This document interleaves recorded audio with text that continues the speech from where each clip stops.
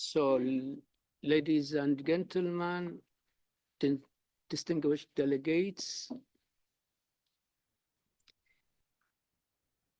colleagues, and friends, let me start by saying Bismillah ar-Rahman ar-Rahim, and then let me say it's my honor to to act as the chair of this forum. I undertake this role with deep sense of responsibility to foster meaningful interactive dialogue and cooperation. I am delighted to welcome you all of you, whether in person or online, for the commemoration of the International Day of Human Fraternity, which was called by the UN General Assembly, the international community, through its resolution. I remember it's A/Res/75/200, which was adopted in December 21, 2020. This resolution serves as a reminder of the vital importance of the historic document of human fraternity for world peace and living together.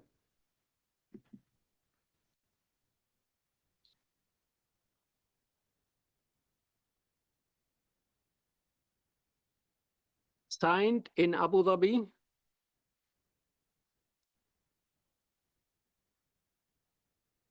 on February 4th, 2019, by His Holiness Pope Francis and Sheikh Ahmed al-Tayyib, in the presence of religious leaders from all over the world.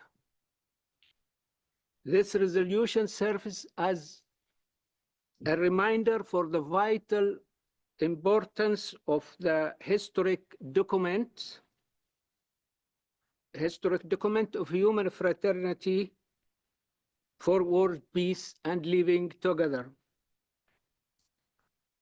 Signed in Abu Dhabi on February 4th, 2019. As I said before, this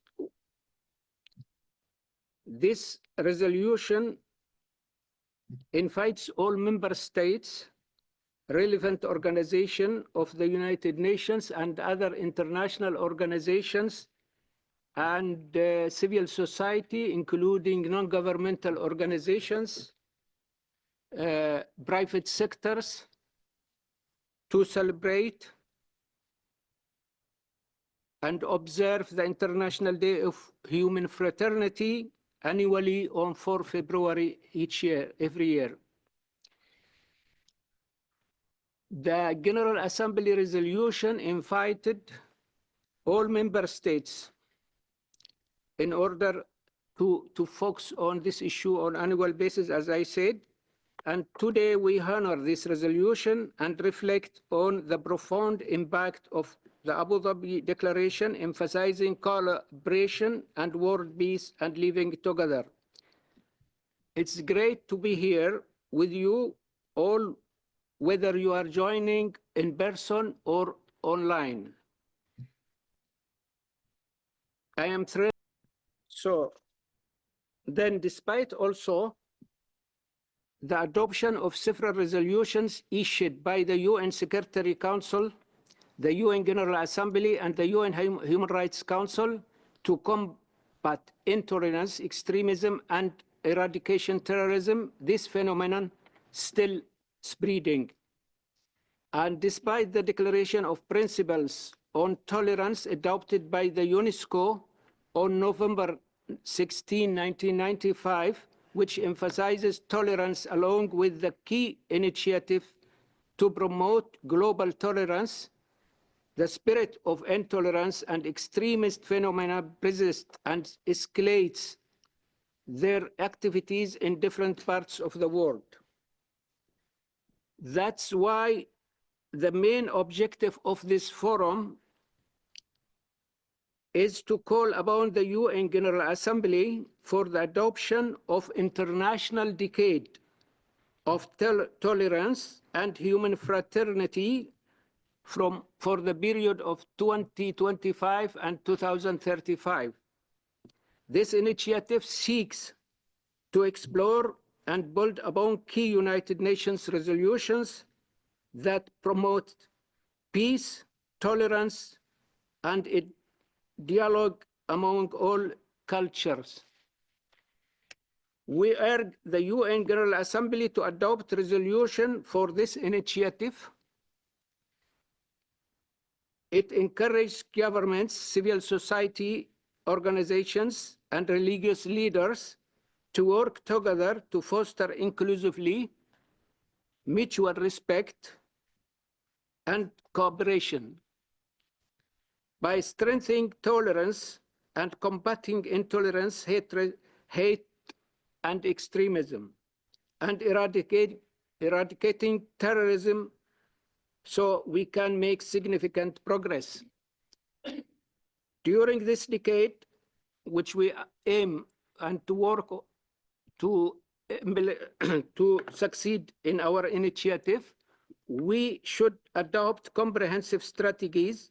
What I mean, the international community should adopt comprehensive strategies for more tolerant and peaceful society by addressing the root causes through enhancing educational system, promoting critical thinking, tolerance, and as well as the economic development initiative to alleviate poverty and provide opportunities for youth. Addressing the root causes of these phenomena required not just policy changes, but also a cultural shift towards mutual understanding and engagement and respect. Education, economic development, and community engagement play a crucial role in this transformation. Over the next 3 hours, we have a remarkable lineup of speakers who will share their insight and experiences. They will delve into various aspects of tolerance, including how to promote multicultural education, address conflicts peacefully, strengthen mutual respect and cooperation, combat intolerance and hate, eradicate violent extremism, and build inclusive communities. We are honored to have an esteemed panel of today's speakers. In the first session, we have Madam Anna Louise Thompson Flores. She's a director of UNESCO office in Geneva. And we have Arben Ramkaj. He's chairman at the Interreligious Collaboration Center. Mr. Pablo Demere, president of the International Institute of Diplomacy, Switzerland. We have Sarah Markovich, we are waiting. She will be here within 10 minutes. She's a senior advisor of interfaith dialogue at the Interparliamentary Union. After the break, we are honored also to have other 4 speakers, distinguished panel of speakers, started by His Excellency Aidarus bin Qasim al-Zubaydi, Vice President of Yemeni's Presidential Leadership Council and President of the Southern Council.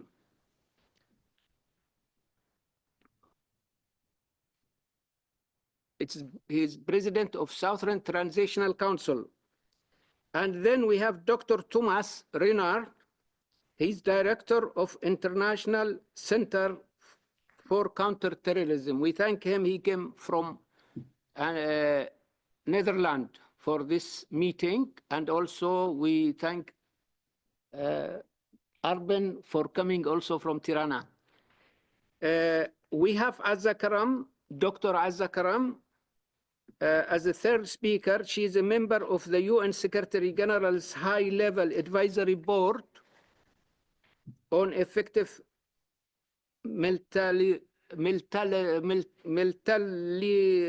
I can't pronounce multilateralism. Multilateralism, no? Multilateralism, okay. So, Madame Jade McLachlan, Executive Director of OIMA, and she is former serves at the UN and the UK government. We will introduce each speaker before his speech. Now I think we have the first speaker is Mrs. Anna Louisa Thompson Flores. Anna, you have the floor. But before I give you the floor, I have to mention that you are a director of UNESCO Liaison Office in Geneva, and that you have experience, over 37 years of experience in the UN system, starting with FAO in 1987 and joining WFP in 1995. Served as a chief of the Human Resource Policy Unit at the UNDP in 2004 before returning to WFP in 2005. So served as Assistant Director General for strategic planning in 2015. Madam Thompson, you have the floor. Thank you very much for this introduction and reminding me of the many, many, many years. Well, Excellencies, distinguished guests, esteemed colleagues, it is a great honor to address this distinguished gathering today. The International Forum, Uniting for Tolerance and Human Fraternity to Combat Extremism, convenes at a time of unparalleled global challenges, demanding our collective resolve and shared commitment. On behalf of UNESCO, I thank you for this opportunity to engage in a dialogue that lies at the heart of our mission, the advancement of tolerance, understanding, and shared humanity. Tolerance is not merely a virtue. It is an urgent necessity. Across the globe, divisions are deepening, inequalities are widening, and mistrust is taking root. UNESCO's data highlights this stark reality. Over 1.5 billion people live in societies where capacities for intercultural dialogue are limited. Nearly 2 billion individuals are affected by fragile and conflict-affected settings, and over 70 million have been forcibly displaced, often due to cultural, religious, or ethnic tensions. Alarmingly, 89% of ongoing conflicts occur in regions that lack mechanisms for intercultural dialogue. Without spaces for dialogue, mistrust grows and divisions deepen, undermining peace and stability. Climate change exacerbates these challenges. Resource scarcity, driven by shifting climate, is projected to displace up to 700 million people by 2030. Cooperation across cultural divides is essential to address this. Yet, without tolerance, such a collaboration is at risk. Economic inequality further compounds tensions. The wealthiest 10% of the global population controls 76% of global wealth, leaving billions marginalized. In this fractured landscape, digital platforms often amplify division, with 64% of internet users reporting exposure to hate speech or misinformation.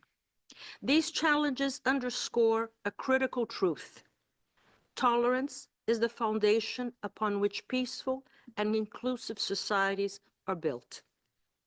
The Declaration of Principles on Tolerance, which was mentioned before, adopted by UNESCO on November 16, 1995, was crafted in response to the very challenges we continue to face today. Deepening divisions, rising inequality, and escalating conflict fueled by prejudice and exclusion. It remains a beacon of hope and guidance for addressing these pressing issues. The Declaration defines tolerance as respect, acceptance, and appreciation of the rich diversity of our world's cultures, our forms of expression, and our ways of being human. Crucially, it emphasizes that tolerance is not passive acceptance of differences, but an active commitment to uphold the equal dignity of all individuals, embrace diversity as a strength, and reject bigotry in all forms. This division is vital now, as it was 30 years ago, providing a framework for fostering inclusive societies in an increasingly interconnected but fractured world. The Declaration underscores that tolerance is both a moral duty and a political and legal requirement in safeguarding human rights and pluralism. It recognizes the inextricable link between tolerance and human rights, asserting that tolerance cannot exist without justice, fairness, and equal opportunities for all. It calls for the prevention of discrimination and marginalization as fundamental prerequisites for achieving tolerance, ensuring that societies are built in inclusivity and mutual respect. A central theme of the Declaration is the importance of dialogue in fostering, understanding, and resolving conflicts. It highlights the transformative power of open and respectful communication between individuals and communities, particularly those divided by cultural, religious, and ethnic differences. Dialogue is presented not as a passive exercise, but as an essential process for building trust, addressing grievances, and creating environments where diversity is celebrated rather than feared. The Declaration also emphasizes the necessity of policies and practices that promote inclusion and equity. It calls on governments and institutions to address systemic inequalities by perpetuate intolerance and exclusion. By ensuring equal access to resources, opportunities, and participation in social and political life, societies can create the conditions for harmony and mutual respect. This focus on structural change underscores the importance of not only addressing individual attitudes, but also creating environments where diversity thrives. Excellencies, at UNESCO, we believe the power of tolerance lies in its ability to inspire practical action. Across the globe, we are turning the ideals of the Declaration of Principles on Tolerance into solutions that promote peace and understanding. The framework for enabling intercultural dialogue, developed with the Institute for Economics and Peace, transforms dialogue into a measurable and operational tool. Using data from 160 countries and 21 indicators, the framework identifies the structures, values, and processes that foster inclusion and peace. Guided by the global report, We Need to Talk, and its online portal, the framework has shaped impactful projects. In Sri Lanka, it has supported dialogues to address economic reforms equitably, mitigating risks of exclusion. In South Sudan, it has facilitated inter-ethnic exchanges to strengthen mutual understanding during constitutional reform. These projects exemplify how intercultural dialogue can address root causes of division and mistrust. Our efforts to combat racism and discrimination are equally robust. UNESCO's masterclass series on racism and discrimination has empowered youth in over 45 countries to recognize and challenge prejudice. The Global Forum Against Racism and Discrimination provides a platform for governments and stakeholders to exchange solutions, while the Policy Officials Network ensures these lessons are informed, tangible reforms. These programs reflect UNESCO's belief that addressing systemic racism is key to fostering inclusive societies. In the digital space, UNESCO works tirelessly to counter hate speech. Through community training, partnerships with media platforms, and tools to promote critical thinking, we empower individuals to challenge misinformation and online toxicity. By fostering counter-narratives that emphasize empathy and shared humanity, we aim to transform digital spaces into arenas for inclusion rather than division. Education remains the most powerful foundation for peace and tolerance.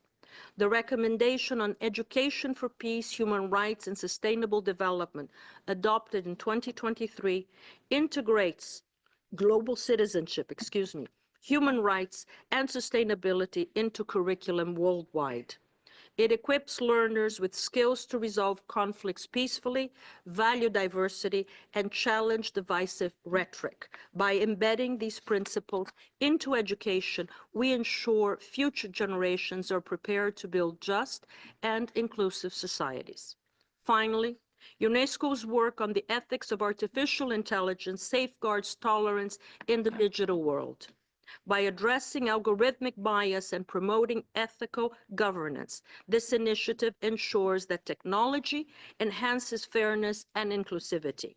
It reaffirms that digital innovation must serve humanity's collective good, fostering trust and underscoring rather than division. Each of these initiatives embodies UNESCO's unwavering commitment to advancing tolerance, transforming shared ideals into actions that bridge divides, fosters respect, and creates lasting peace. Ladies and gentlemen, these messages hold particular significance this year, as the world commemorates the 80th anniversary of the Holocaust. This milestone anniversary reminds us of the consequences of indifference and the importance of vigilance against hatred and prejudice. As we reflect, I draw upon the words of Irena Sendler, a resistant who saved thousands during the Holocaust. I quote, "The world can be a better place if there's love, tolerance, and humility." Her courage and wisdom inspire us to recommit to these values, ensuring that the lessons of the past guide us through a future defined by justice, empathy, and peace. And I thank you.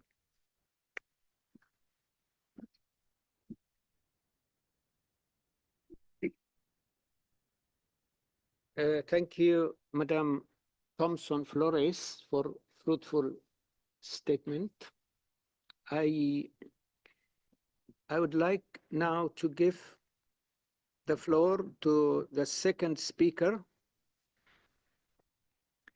Our second speaker is Mr.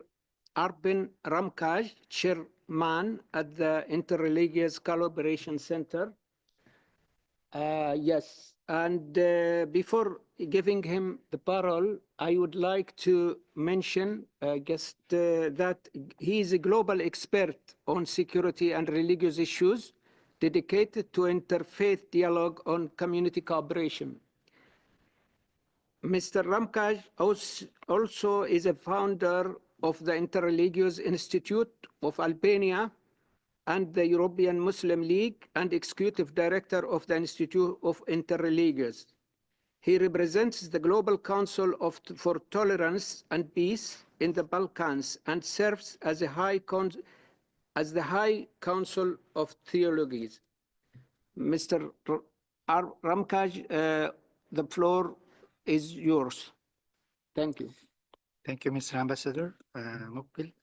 I have to make my speech in Arabic. Thank you very much. أصحاب السعادة، ممثل الأمم المتحدة، الحضور الكرام، يسرني أن أقف اليوم أمامكم في هذا المنتدى الدولي الذي يجسد رؤية مشتركة نحو عالم أكثر سلاما وتسامحا. سعادة السفير سعيد مقبل، نشكرك على جهودك في تعزيز قيم التفاهم بين الثقافات والحضارات. خطابي اليوم أتحدث عن أهم وثيقة دينية، وهي وثيقة الأخوة الإنسانية، وهي خطوة تاريخية نحو السلام العالمي. وأقول أنها أهم وثيقة لأن في تاريخ الأديان والحضارات، وخاصة في الأديان، لم يكن هناك سبق في مثل هذه الوثيقة، خاصة بين المسلمين والمسيحيين، والذي هو نموذج لجميع الديانات وليس فقط بين المسيحية والإسلاميين. وهذه الوثيقة وقعت في 4 فبراير 2019، وقد وقع قداسة البابا فرانسيس وفضيلة الإمام الأكبر شيخ الأزهر حفظه الله دكتور أحمد طيب هذه الوثيقة، والذي يعتبر الآن منبع للسلام العالمي والعيش المشترك. ووقعت هذه الوثيقة في عاصمة الإمارات في أبو ظبي. هذه الوثيقة لم تكن مجرد إعلان رمزي، بل كانت التزاما أخلاقيا ودينيا وسياسيا غير مسبوق، إذ جاءت بمبادرة تاريخية جمعت بين أعلى القيادات الروحية المسيحية والإسلامية، وأكدت على وحدة المصير الإنساني وأهمية الحوار كوسيلة رئيسية لحل النزاعات. وقد أكد البابا فرانسيس خلال توقيع الوثيقة قائلا: علينا أن نجعل من الأخوة الإنسانية أساسا لجميع علاقاتنا الإنسانية، لا مجرد شعار بل واقع نعيشه ونمارسه يوميا. من جانبه أشار فضيلة الإمام الأكبر الدكتور أحمد طيب إلى أهمية هذه الوثيقة بقوله: إنها وثيقة تاريخية يجب أن نكون نبراسا للمجتمعات الدولية في مساعيها نحو التعايش السلمي، ولا مستقبل لهذا العالم إلا بترسيخ ثقافة الحوار بين الحضارات والديانات. لقد شكل اتفاق أبو ظبي علامة فارقة في تاريخ العلاقات بين الأديان، لأنه أول وثيقة مشتركة بهذا المستوى الرفيع بين الكنيسة الكاثوليكية والأزهر الشريف الذي يمثل كافة المجتمعات الإسلامية، ووضع إطارا عمليا لتعزيز السلام والتفاهم بين الشعوب، لأن الوثيقة ليس فقط وثيقة لكن لها آلية ولها بنود ولها قرارات يجب أن تقرأ وتستوعب وأن يعمل بها. وأدت هذه الوثيقة تبني الأمم المتحدة رسميا لمبادئه خلال قرار الجمعية العامة A75/200. القرار في هذا اليوم الذي نحن نحتفل اليوم، واليوم 4 فبراير، واعتبرت يوما دوليا للأخوة الإنسانية، واعتمدت من الجمعية العامة للأمم المتحدة بناء على مبادرة قدمتها دولة الإمارات العربية المتحدة ودولة مصر، وهو ما شكل اعترافا دوليا رسميا بأهمية الحوار بين الأديان والثقافات. وأنا سأستدر لكم أهم النصوص الوثيقة التي تعتمد على تعزيز ثقافة الحوار بين الشعوب، والتأكيد على أن التسامح والتفاهم المتبادل هما أساس السلام العالم، دعم الجهود الدولية لمحاربة التميز والتعصب الديني والتطرف الديني من خلال السياسات الوطنية والدولية، تعزيز التعاون بين الأمم المتحدة والدول الأعضاء والمجتمع المدني لنشر ثقافة التعايش السلمي، إدمان مبادئ الأخوة اللسانية في المناهج التعليمية، سواء مناهج تعليمية دينية أو مناهج التعليمية اللا دينية، لضمان بناء أجيال تؤمن بالحوار والانفتاح. إن تبني الأمم المتحدة لهذا القرار يعد نقلة نوعية في العمل الدولي لتعزيز ثقافة التسامح، وجعل مبادئ وثيقة أبو ظبي جزءا من السياسات الأممية الدائمة في الأمم المتحدة، وكذلك في المؤسسات الدولية الأخرى، وهي من أهمها هو تفعيل مبادئ هذه الوثيقة ومبادئ الأخوة الإنسانية. لا يجب أن يبقى مجرد إعلان هذه الوثيقة، بل يجب أن يتحول لإجراءات عملية ملموسة. لذلك عندنا بعض الاقتراحات، منها إنشاء لجنة استشارية للأخوة الإنسانية تحت مظلة الأمم المتحدة تكون مسؤولة على تقييم تنفيذ المبادئ في الدول الأعضاء، خاصة في أيامنا أن الخلافات الموجودة سواء في أوروبا أو في الشرق الأوسط تبين ضرورة تبني هذه الوثيقة. ثانيا، إطلاق برامج شراكة بين المؤسسات الدينية والحكومات لتعزيز التسامح كجزء من السياسات الوطنية. ثالثا، دمج قيم التسامح في أجندة التنمية المستدامة للأمم المتحدة، حيث يرتبط الاستقرار الاجتماعي بالتنمية الاقتصادية والعدالة الاجتماعية. رابعا، تشجيع وسائل الإعلام العالمية على تبني خطاب يعزز التفاهم ويحارب خطابات الكراهية التي تتسبب في الانقسامات المجتمعية. التحديات التي تواجه مبادئ الأخوة الإنسانية، ورغم النجاحات التي تحققت لا تزال هناك تحديات تطلب مزيدا من الجهود الدولية، ومن أبرزها تصاعد موجات الاستقطاب الديني والسياسي التي تهدد الاستقرار المجتمعي في عدة دول. نشوف دائما عندما في خلافات أو يعني حروب هنا وهناك، واحد يستدل بالإنجيل والآخر بالتوراة والآخر بالقرآن على أن هم على حق في هذا الخلاف والنزاع، وهذا لازم أن ينتهي. ثانيا، تنامي مظاهر الإسلاموفوبيا ومعاداة السامية، مما يقوض فرص تعايش السلمي. في تنامي كبير الإسلاموفوبيا ومعاداة السامية سواء في أوروبا أو في أمريكا الشمالية أو في بقع أخرى من الأرض. ثالثا، غيابات سياسات وطنية واضحة لتنفيذ مبادئ وثيقة الأخوة الإنسانية. رابعا، الافتقار إلى استراتيجيات تعليمية تدمج هذه المبادئ في المناهج الدراسية. ولتجاوز هذه التحديات فإننا بحاجة إلى التزام أقوى من قبل الأمم المتحدة والمجتمع الدولي في وضع خطط تنفيذية تشمل الحكومات، كذلك المؤسسات الدينية والمنظمات المجتمع المدني.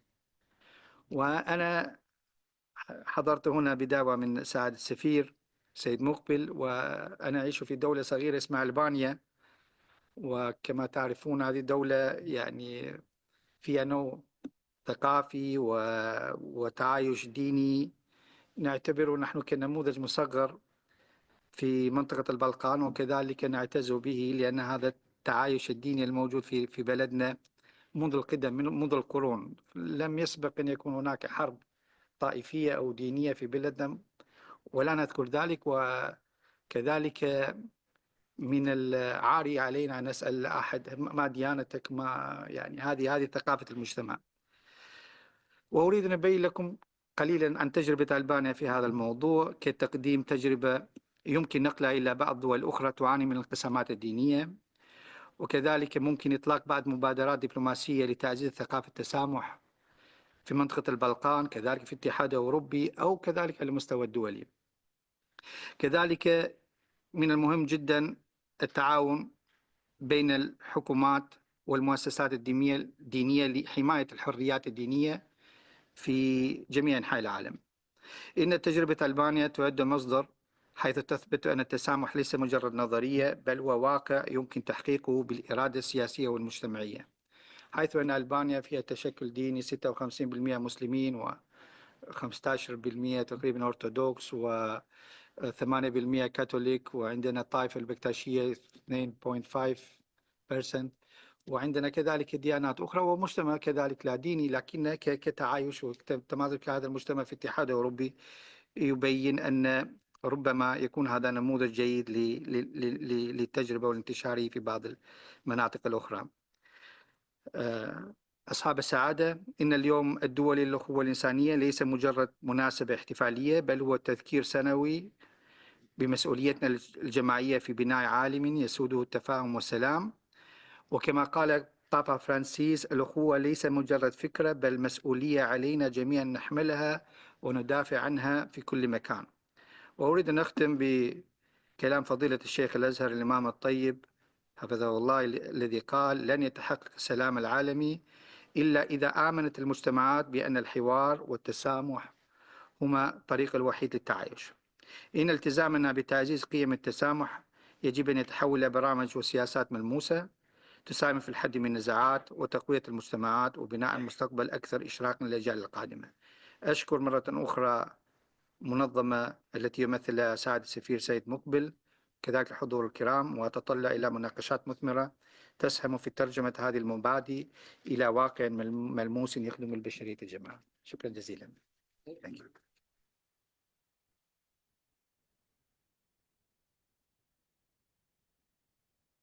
Yeah, thank you. Thank you very much indeed, Dr. Ramkaj.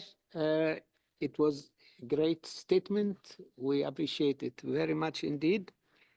And our third speaker is Mr. Pablo Demire.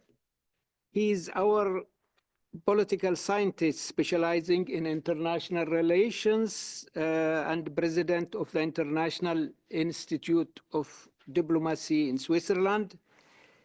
He works with the UNHCR in Geneva and founded the Swiss Diplomacy Student Association, and he is the winner of 2022 Leaders of Peace Advocacy Competition. Congratulate you, and your floor is yours, Pablo. Thank you, Mr. Ambassadors. Can you hear me well? Yes, great. Excellencies, ladies and gentlemen, it is a great honor for me to be here today on this special day. I mean, it's the International Day of Human Fraternity. And that's a concrete example that we can be here together talking about an important topic. Well, we're going to talk more about education and diplomacy as pillars for tolerance and peace. Education is key to promoting tolerance and peace. And let me remind us three aspects. Education is a fundamental human right and a lever for other rights. Education is a public good. Gender equality is really important to the right of education for all. If we're going to be more focused on education, as you know, the main difference between the Millennium Development Goals, 8 goals adopted in New York in the 2000, and the 17 Sustainable Development Goals adopted in 2015, unfortunately 17% are on the road out of 169 targets. But anyway, for the 2030 agenda lies in addressing the root causes of problems. Education is both a goal, number 4, highlighting the quality education, and a crucial element for achieving the others. Without awareness of a given issue, it is difficult to accomplish anything. With the IID, we aim to provide practical and pragmatic solutions to global challenges, particularly by strengthening diplomatic skills through continuous training. Our audience is diverse as we address diplomacy in a broad sense, requiring a cross-sectoral approach to find solutions. Diplomacy is evolving with the new challenges and actors. Adaptation is crucial. I remember in the past when we were talking about refugees from one side and climate from the other side. And what's the result? We know that there are climate refugees, even with the business and human rights. That's the same. So we need to take in consideration these new challenges and to find solutions, but common solutions. You know, even on a smaller scale, it is possible to take action. Last year, we completed our first executive education module on trade diplomacy, entitled Mastering Trade Diplomacy, the Key to Global Success, in partnership with the CCIG, the Geneva Chamber of Commerce. And among the participants from various backgrounds, some diplomats formed meaningful connections, and the rest too.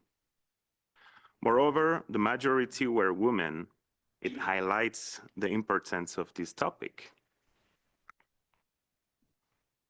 Therefore, in line with resolutions 3655 and more precisely 53 to 143, If we make the effort to establish a framework, namely the culture of peace, it is possible to have a significant impact on our environment.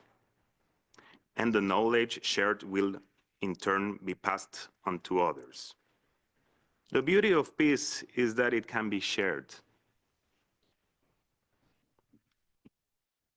Let's talk about diplomacy. I mean, everything's connected, but diplomacy is going through a challenging period. However, it remains crucial because when communications between countries breaks down, the consequences become far more severe. Multilateralism is therefore more necessary than ever, and everyone must be aware of its implications.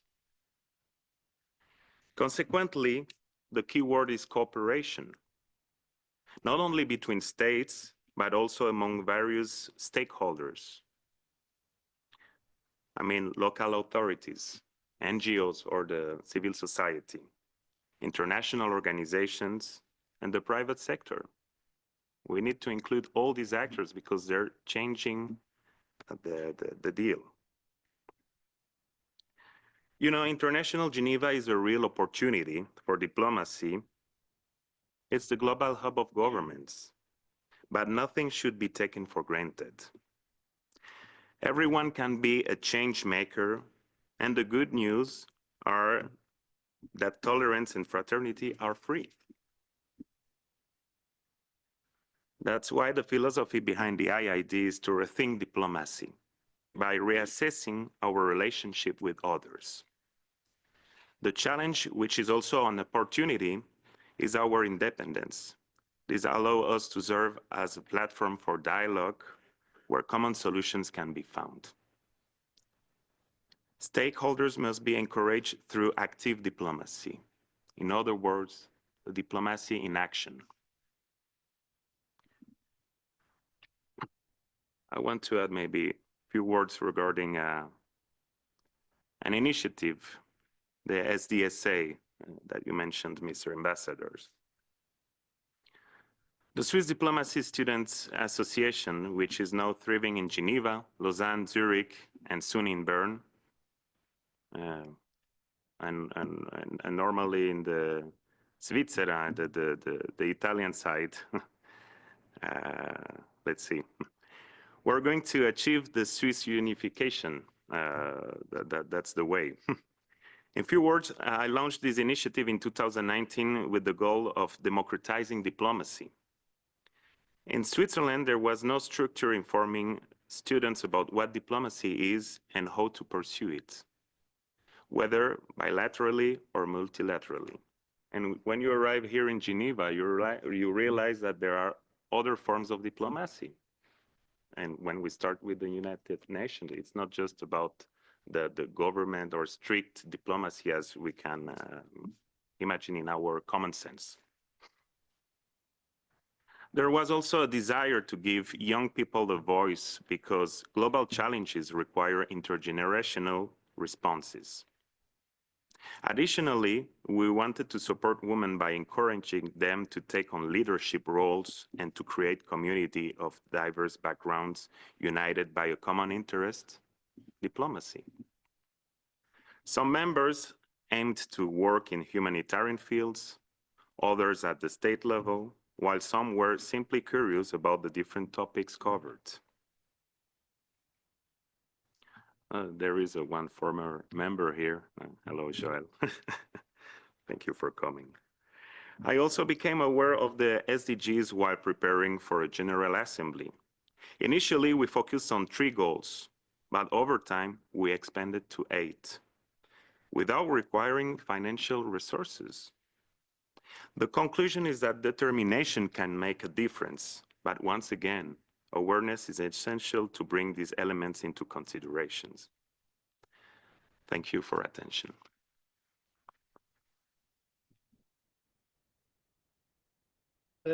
Thank you very much indeed, Monsieur Demerier. I will maybe now call for a break for 10 minutes. But before that, I would like to mention that after the break, we are going to have 4 speakers, starting by His Excellency Aidarus Zubaydi, the Vice President of Yemen Presidium Council, and he is also the President of Southern Transitional Council.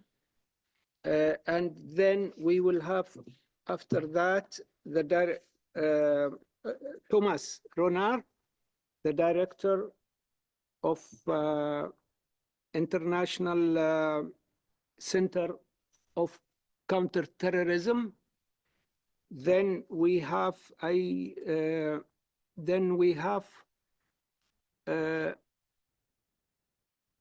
the third speaker, I think, Jed McLachlan also, and I remember we have another one. Yes, Sarah. We have Sarah also, Markovich. She's representative of International Parliamentarian Union. So let us have a break, and then we come back within 10 minutes, if possible. Thank you.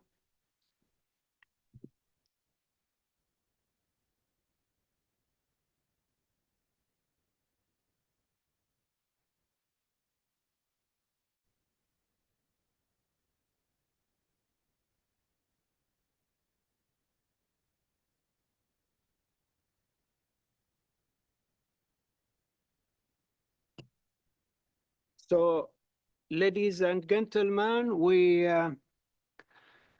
open, the second session is open, and we are honored to welcome our guest of honor, His Excellency Aidarus Zubaydi, Vice President of Yemen Presidential Leadership Council and President of the Southern Transitional Council. You have the floor, Mr. President. He will give his statement online. He was expected to be in presence, in person here. He was in Davos, but unfortunately, there is some urgent issues. He left for meetings and so on, so he will give his statement today. He's with us online now. I ask the technicians to contact us, please.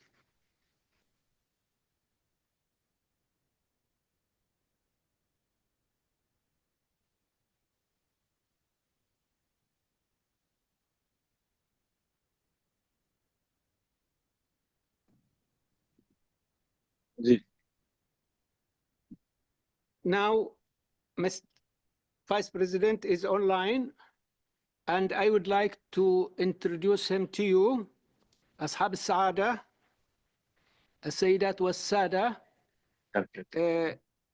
يسرنا أن نقدم لكم ضيف الشرف الشخصية السياسية الرئيسية في جهود السلام في اليمن، عيدروس بن قاسم الزبيدي، نائب رئيس مجلس القيادة الرئاسي، رئيس المجلس الانتقالي. الرئيس عيدروس الزبيدي شخصية سياسية رئيسية في جهود السلام في اليمن. تم تعيينه نائباً لرئيس مجلس القيادة الرئاسي اليمني في أبريل 2022، مما يعكس تأثيره الكبير في المشهد السياسي، كما يشغل منصب رئيس المجلس الانتقالي الجنوبي الذي أسسه عام 2017. يعتبر قائداً مركزياً للحركة الجنوبية، ويلعب دوره القيادي كان لدوره القيادي أهمية قصوى في تحقيق الاستقرار والمصالحة وتسهيل الحوار في ظل التحديات المستمرة في اليمن.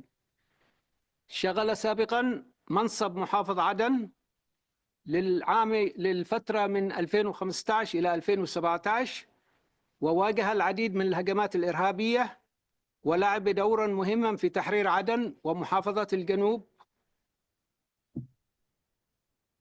من القاعدة وداعش.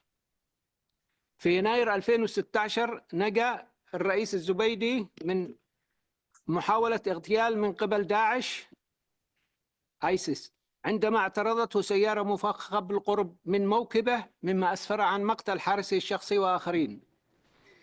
خلال فترة توليه منصب محافظ عدن واجه الرئيس الزبيدي أكثر من 4 محاولات اغتيال، منها 3 محاولات بتفجير سيارات مفخخة نفذها تنظيم الدولة الإسلامية آيسيس داعش. الرئيس الزبيدي مصمم على تحقيق إرادة شعب الجنوب في استعادة الدولة الجنوبية بالوسائل السلمية. أسهمت قيادته العسكرية لقوات المقاومة الجنوبية ضد ميليشيات الحوثي خلال اكتساح ميليشيات الحوثي من المناطق الجنوبية، مما ساهم في تحرير هذه المناطق إجمالا المناطق الجنوبية خلال 3 أشهر. سيد نائب الرئيس، الكلمة لكم. شكرا جزيلا رئيس سعيد الدكتور سعيد طالب مقبل. شكرا للحاضرين جميعا.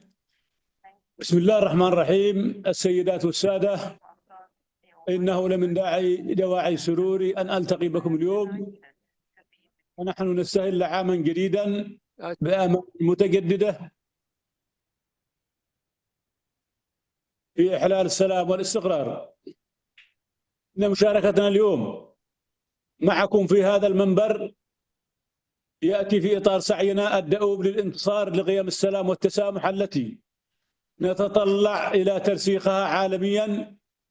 وقد بنى شعبنا في جنوب اليمن نضالاته على ذلك الأساس المتين نهجا للتصالح والتسامح، واتخذ منه مبدأ ساميا نحو تحقيق تطلعاته في الحرية والاستقلال والعيش الكريم. الحضور الكريم، في جنوب اليمن نخوض منذ سنوات تحديا أمنيا معقدا ضد الجماعات المتطرفة التي تهدد أمننا واستقرار منطقتنا، بما في ذلك تنظيم القاعدة وداعش، لا جانب التحديات التي تفرضها جماعات الحوثي الإرهابية. ومع كل هذه التحديات التي تفرضها جماعة الحوثي الإرهابية، ومع كل هذه التحديات فإننا نؤكد التزامنا بمكافحة التطرف والإرهاب، ليس فقط دفاعا عن أرضنا بل أيضا من أجل أمن واستقرار المنطقة والعالم وتعزيز قيم السلام والتسامح. الحاضرون جميعا، إن قواتنا رغم حداثة تجربتها وقلة إمكانياتها تخوض معارك ضارية في مواجهة التنظيمات الإرهابية بعزيمة راسخة وعلى جبهات متعددة، وقد تعرضت في سبيل ذلك لهجمات متكررة خلال السنوات الثلاث الأخيرة سقط على أثرها 6794 ما بين شهيد وجريح، معظمهم من المدنيين. السيدات والسادة، إن الجماعات الإرهابية التي نواجهها في جنوب اليمن ليست وليدة اليوم، بل بدأت نشاطها منذ عام 1990، والذي شهد حشد وتجميع الأفغان العرب لغزو واجتياح الجنوب في صيف 1994، فلا ذلك توطين تلك العناصر في عدد من مناطق الجنوب واليمن لتشكل ليست فقط تهديدا محليا فحسب، بل صارت جزءا من شبكة عالمية تسعى إلى زعزعة الاستقرار الإقليمي والدولي. قد شاهدنا كيف استهدفت تلك التنظيمات المصالح الدولية، بدءا من الهجوم على المدمر الأمريكي US كول العام 2000، من العمليات الإرهابية التي طالت المدنيين في باريس، وهجمات 11 سبتمبر في نيويورك، وصولا إلى الهجمات الأخيرة التي نفذتها ميليشيات الحوثي الإرهابية باستهداف أمن الملاحة الدولية في البحر الأحمر وخليج عدن. الحاضرون الكرام، إن الموقع الجغرافي لجنوب اليمن يجعله نقطة استراتيجية حيوية للأمن الإقليمي والدولي، فهذه الجماعات لا تسعى فقط إلى ترسيخ وجودها على الأرض، بل إلى السيطرة على الشريط الساحلي لبحر العرب والتحكم بممر باب المندب وخليج عدن، بما يمكنها من فرض شروطها على التجارة الدولية، تنفيذ عمليات إرهابية عابرة للحدود. أن تداعيات ذلك ليست محصورة في اليمن فحسب، بل تمتد إلى الأمن البحري العالمي. وحركة الملاحة التي يعتمد عليها الاقتصاد الدولي، ومن الهجمات الحوثية الأخيرة على السفن في البحرين الأحمر والعربي إلا مثالا واضحا على التهديدات التي تواجهها المنطقة بأكملها. السيدات والسادة، إننا في جنوب اليمن نقف في الخطوط الأمامية لمكافحة التطرف والإرهاب، مدافعين عن الأمن والاستقرار الإقليمي والدولي، وذلك بدعم ومساندة من الأشقاء في دولة الإمارات العربية المتحدة والمملكة العربية السعودية. ورغم أهمية هذه الجهود في حماية المصالح المشتركة، فإننا نرى أن هناك حاجة ماسة إلى تعزيز الشراكة الدولية، لا سيما من أصدقائنا في الغرب، لدعم هذه المعركة الحاسمة على المستويات العسكرية والسياسية والإعلامية. إن مواجهة الإرهاب تتطلب استجابة عالمية منسقة، ونحن نأمل في رؤية تعاون أكبر يعكس التزاما مشتركا بمكافحة التطرف وضمان الأمن والاستقرار للجميع، حيث إن ترك تلك الجماعات تعمل بحرية في بلادنا يجعلها قاعدة انطلاق لتهديد الأمن العالمي. الحاضرون جميعا، نحن في جنوب اليمن دعاة سلام ولسنا دعاة حرب، وقد ظلت العاصمة عدن ومناطق الجنوب على مدى عقود حاضرة للسلام والتعايش والوئام، وما حملنا السلاح مؤخرا إلا مضطرين للدفاع عن أنفسنا وأرضنا بعد أن امتدت إليها يد الإرهاب، ممثلا بميليشيات الحوثي الإرهابية وتنظيمي القاعدة وداعش والجماعات المتحالفة معها. ونسعى اليوم إلى تأمين مناطقنا والمشاركة الفاعلة في حفظ الأمن والسلم الدوليين، ولنعيش مع الجميع بسلام في منطقة يسودها الأمن والاستقرار، ونسعى لتأسيس نموذج في الجنوب يكون منطلقا للسلام والتنوع في المنطقة، وسنستعيد مكانة عدن التاريخي كعاصمة ونموذج للأخوة والإنسانية. ختام، أيتها السيدات، أيها السادة الأعزاء، إننا في الجنوب وإذ نثمن دعم شركائنا الإقليميين نؤكد على الحاجة إلى شراكة دولية فاعلة لمكافحة الإرهاب والتطرف، بما يمثل تعزيز التعاون الأمني والاستخباراتي ودعم جهود الاستقرار وإعادة الإعمار وتقديم المساندة السياسية والإعلامية لقضيتنا العادلة. كما ندعو المجتمع الدولي إلى تبني نهج شامل في التعامل مع الأوضاع في اليمن، بحيث يشمل دعم مسارات الحوار والسلام إلى جانب الجهود العسكرية لمكافحة الإرهاب، وأننا نطمح مثل سائر الشعوب إلى مستقبل يسوده السلام والديمقراطية والتعددية بعيدا عن العنف والتطرف. إن معركتنا ليست مجرد معركة محلية، بل هي جبهة متقدمة لحماية الأمن والاستقرار العالمي. وأن إذ نؤكد التزامنا بمبادئ السلام، فإننا نؤمن أن الدعم الدولي المنسق والفاعل سيكون له الأثر حاسم في تحقيق الأمن والاستقرار في بلادنا. نسأل الله أن يعم السلام والاستقرار والرخاء على بلدنا الحبيب وعلى جميع شعوب العالم. شكرا لكم جميعا، والسلام عليكم ورحمة الله وبركاته.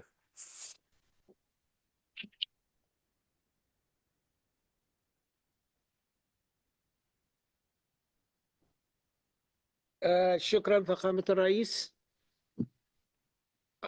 على كلمتكم الرائعة. ونود أن ننتقل الآن إلى المتحدث الثاني.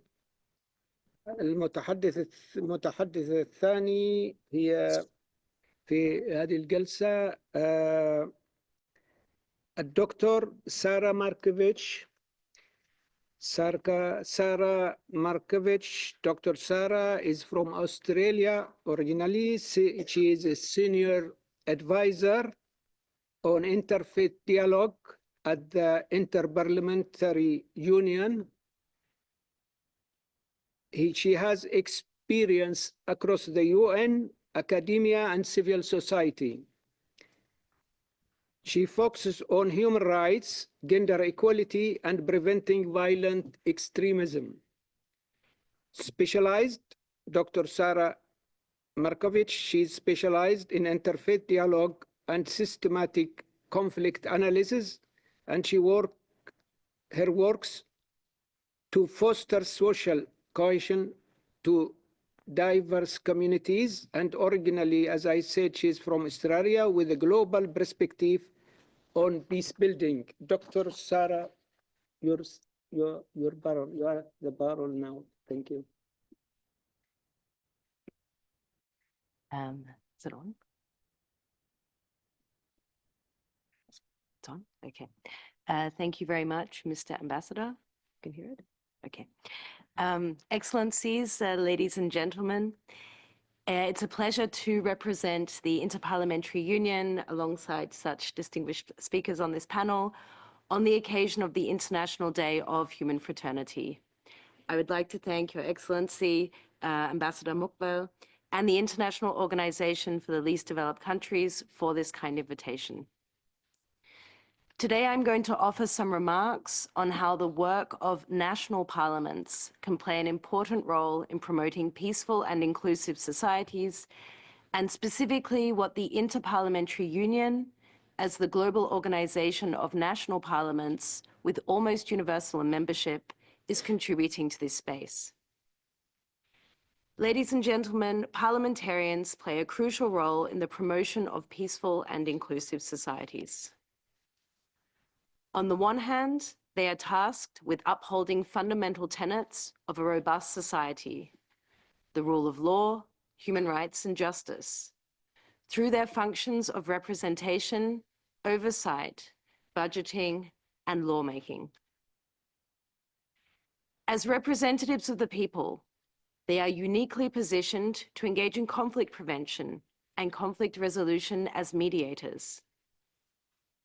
As public figures, parliamentarians provide a window into society at large. You can say they are both barometers of and influencers of social cohesion. Parliaments are places of dialogue, and a respectful culture of dialogue is an essential component of peaceful and cohesive societies. One might therefore say, the culture of dialogue that you find in a national parliament is a litmus test for the discursive health of broader society. The global parliamentary community has made numerous commitments on the contribution of parliamentarians to the promotion of peaceful coexistence. In a joint declaration on promoting peaceful coexistence and inclusive societies fighting intolerance from the IPU's 144th Assembly in Manama in 2023, members stated, "We consider it our unique responsibility as parliamentarians to speak and act responsibly towards all people, particularly those who disagree with us, and in ways that bring people together peacefully in pursuit of the common good. We affirm that societies that are inclusive and just, and in which rights are upheld, are more likely to be cohesive, peaceful, and democratic. We pledge to fight inequality through rights-based economic and social policies that put people before profit and the weak before the strong, and that uphold the equality and dignity of every person. We reaffirm the urgent need to implement the Sustainable Development Goals by 2030 as our best hope for peace, democracy, and sustainable development for all." Having said that, neither parliaments nor parliamentarians can foster tolerance and human fraternity alone. Rather, this is an effort of many stakeholders. Parliaments need to engage with broader society and in parliamentary diplomacy across borders. And the different stakeholders present today in this room would also benefit from engaging national parliaments in their efforts to foster peace and inclusion, to make all of our work more inclusive. The UN Pact for the Future from September 24 echoes this in Action Point 55, where it says, "The challenges we face require cooperation not only across borders, but also across the whole of society. Our efforts must involve governments as well as parliaments, and all people to ensure an effective response to our common challenges. The IPU has recognized the necessity of all of society efforts to foster comprehensive action. Its current strategy encourages national parliaments to engage with their broader ecosystems, and the IPU itself has put this into practice. During this World Interfaith Harmony Week, it seems appropriate to mention that in 2023, the IPU organized the first parliamentary conference on interfaith dialogue, working together for our common future. The conference was organized by the IPU and the Parliament of the Kingdom of Morocco in cooperation with Religions for Peace and other partners. It brought together parliamentarians, representatives of governments, religions, beliefs, faith-based and civil society organizations, international organizations, and academia, over 700 participants in total. The conference concluded with the Marrakesh Communiqué, in which parliamentarians acknowledged that confronting the challenges facing society today requires concerted and decisive action from all of us, from parliamentarians with their legislative power, as well as from all parts of society, including official institutions, religious and belief communities, faith-based and civil society organizations, and academia. Times of crisis and uncertainty especially call for solid leadership to bring people together around a common vision for the future. The IPU continues to be forward-looking, as it has been since its origins in 1889 as the world's first permanent international political organization, the forerunner of multilateral cooperation between nations today. 2025 has been announced by Pope Francis as a year of Jubilee. In June of this year, the IPU will hold the second parliamentary conference on interfaith dialogue together with the Italian Parliament and with the support of Religions for Peace under the motto, strengthening trust and embracing hope for our common future. In the spirit of the Jubilee year, the IPU and its partners invite to respectful, open, and forward-looking dialogue so that we may unite for tolerance and fraternity. I thank you for your attention, and I look forward to seeing some of you in Rome. Thank you very much.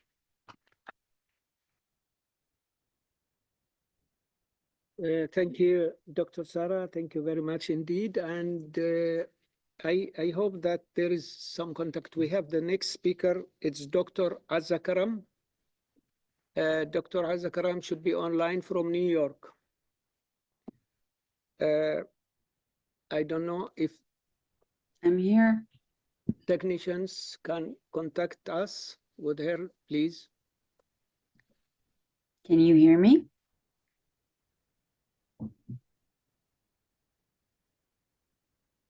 Hello, greetings. Dr. Azakaram, are you online?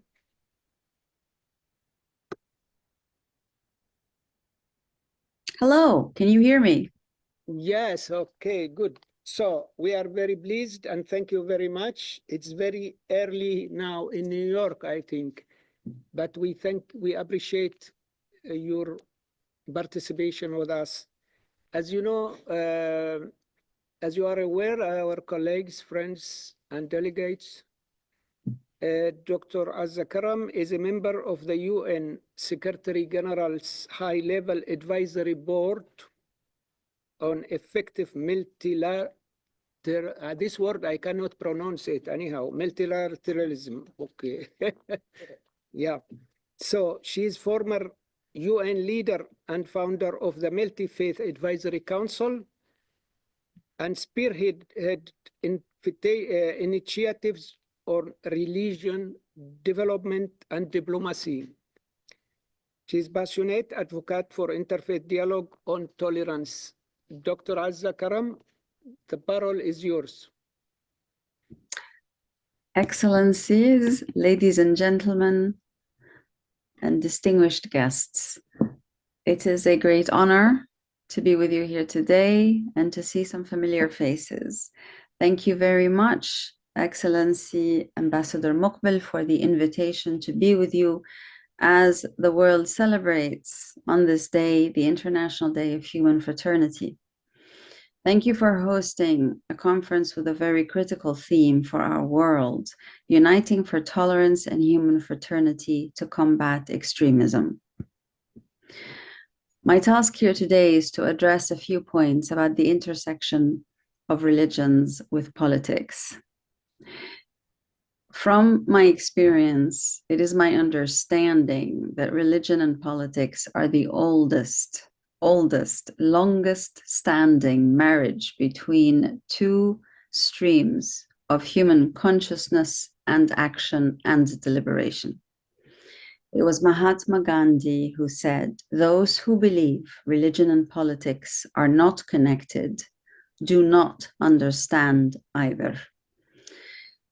Indeed, it is true that religion and politics have coexisted since time immemorial. From my home country, Egypt, one of the oldest civilizations known to humankind, that of the pharaohs, is also very symptomatic of this relationship between the religious and the political, and the very thin line that often separates them, or very frequently does not. Whereas Western Europe has undergone an age of secularism, the rest of the world, quite frankly, never did, for religion and politics were constant companions in everyday life for most peoples of the world. However, I quote Susan B. Anthony, an American Quaker who's most remembered for her work on women's suffrage, women's rights, and the abolition of slavery in 1800s in the United States. One of the things she said is, "I distrust those people who know so well what God wants them to do, because I notice it always coincides with their own desires." And herein is the challenge and the dilemma of this particular dance between the religious and the political. In the region, often referred to from a very colonial standpoint as the Middle East, the middle of the East from the perspective of the United Kingdom and France, our old colonial powers, in this region, which today continues to be rife with conflict, different kinds of conflict, we see a long-standing engagement between the religious and the political. And sometimes it is hard to make that distinction and to see it. And the truth is that religion per se, all religions, actually maintain and uphold all that is good and decent and just and right. Any religions, all faiths ultimately uphold the common good. But it is when certain political actors seek to justify their existence and what it is that their own desires, their own wants and their own interests, often at the exclusion of others, that particular manner of linking and using and abusing and instrumentalizing the religious, that is what causes harm. We see this in the Middle East in different countries. I need not name them, for today we are speaking of tolerance. But we must understand that those who manipulate the religious in the name of the political and would often abuse and instrumentalize the religious, today may be amongst the strongest threat to humankind. But not only to humankind. It is also a series of forces that threaten our very planetary welfare, if not existence. Our planet is on fire.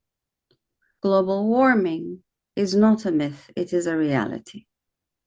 But how is it that we can pay attention to this rising fire when we are very busy justifying the existence of very distinct interests with religious backing, sounding, justification, and moralization? The answer is we actually cannot. Let me rephrase that.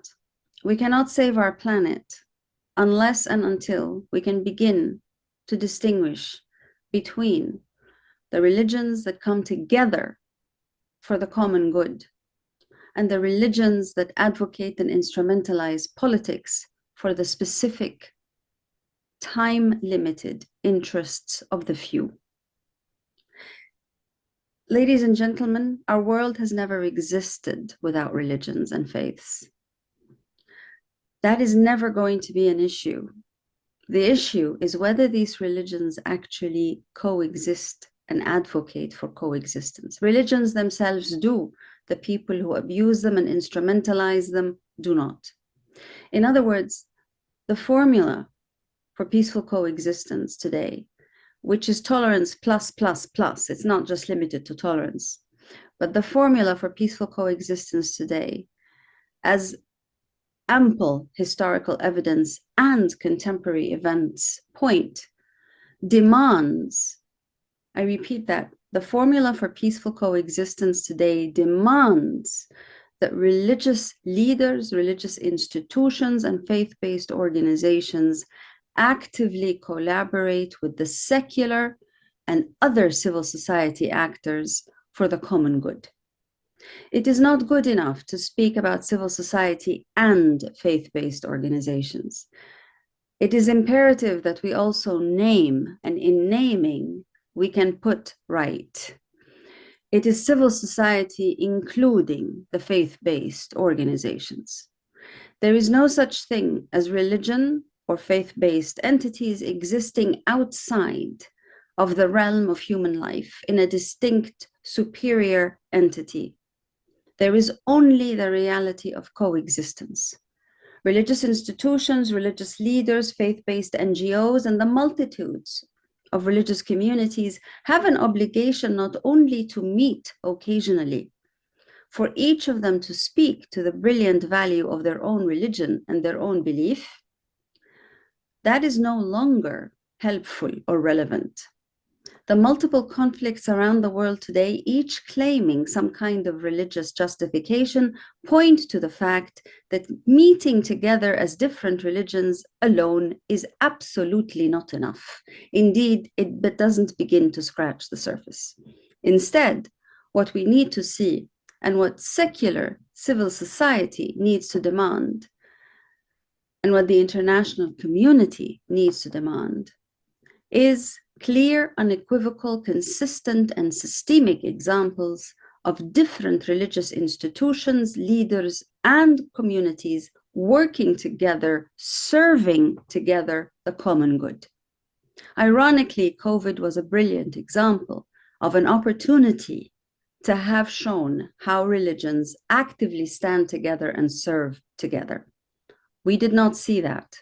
We did not see during COVID, for that matter, how governments could stand together and work together and save humanity. Instead, we saw a remarkable interest-based divisiveness in our global polity.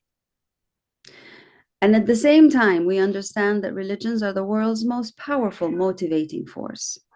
We therefore stand at an important moment in history to test the value added of our religious coexistence.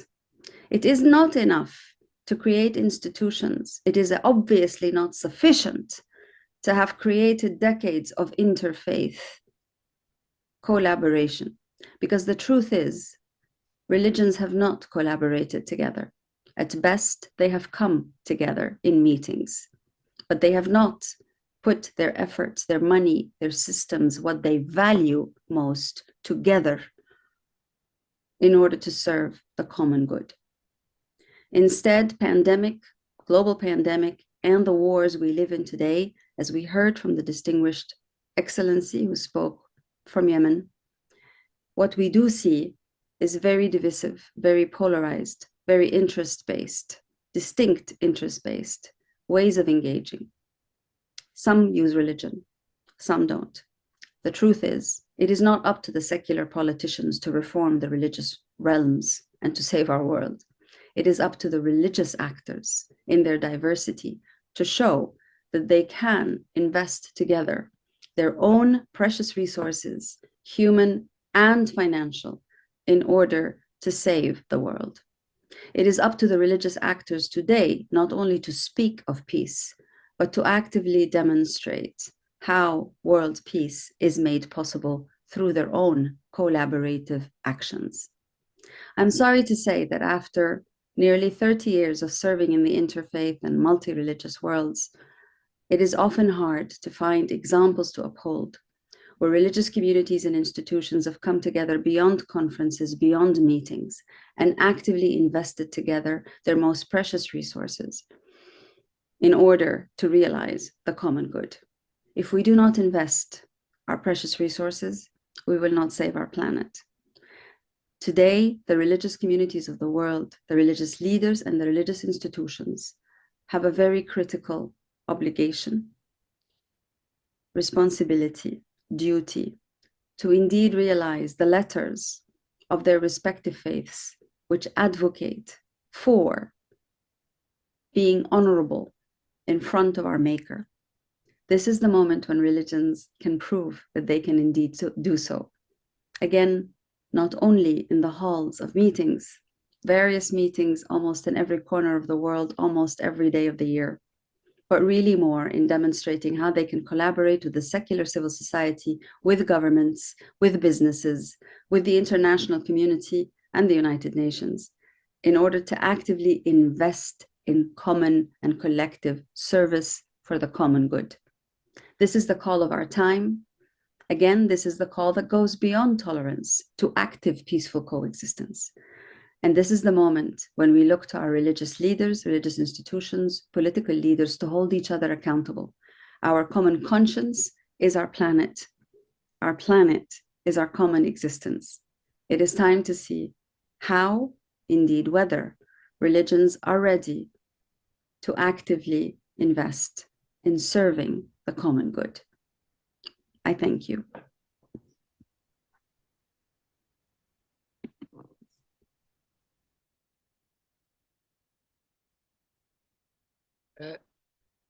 Thank you, Dr. Azza Karam, very much indeed for your fruitful statement and for participating. We appreciate your participation despite it's very early in New York. Thank you again. And now I give the floor to our fourth speaker, Dr. Thomas Renard. Dr. Thomas Renard is a director of the International Center, the very famous International Center of Counterterrorism based in Netherlands. He is leading expert. Dr. Thomas is a leading expert on terrorism and radicalization in Europe. His research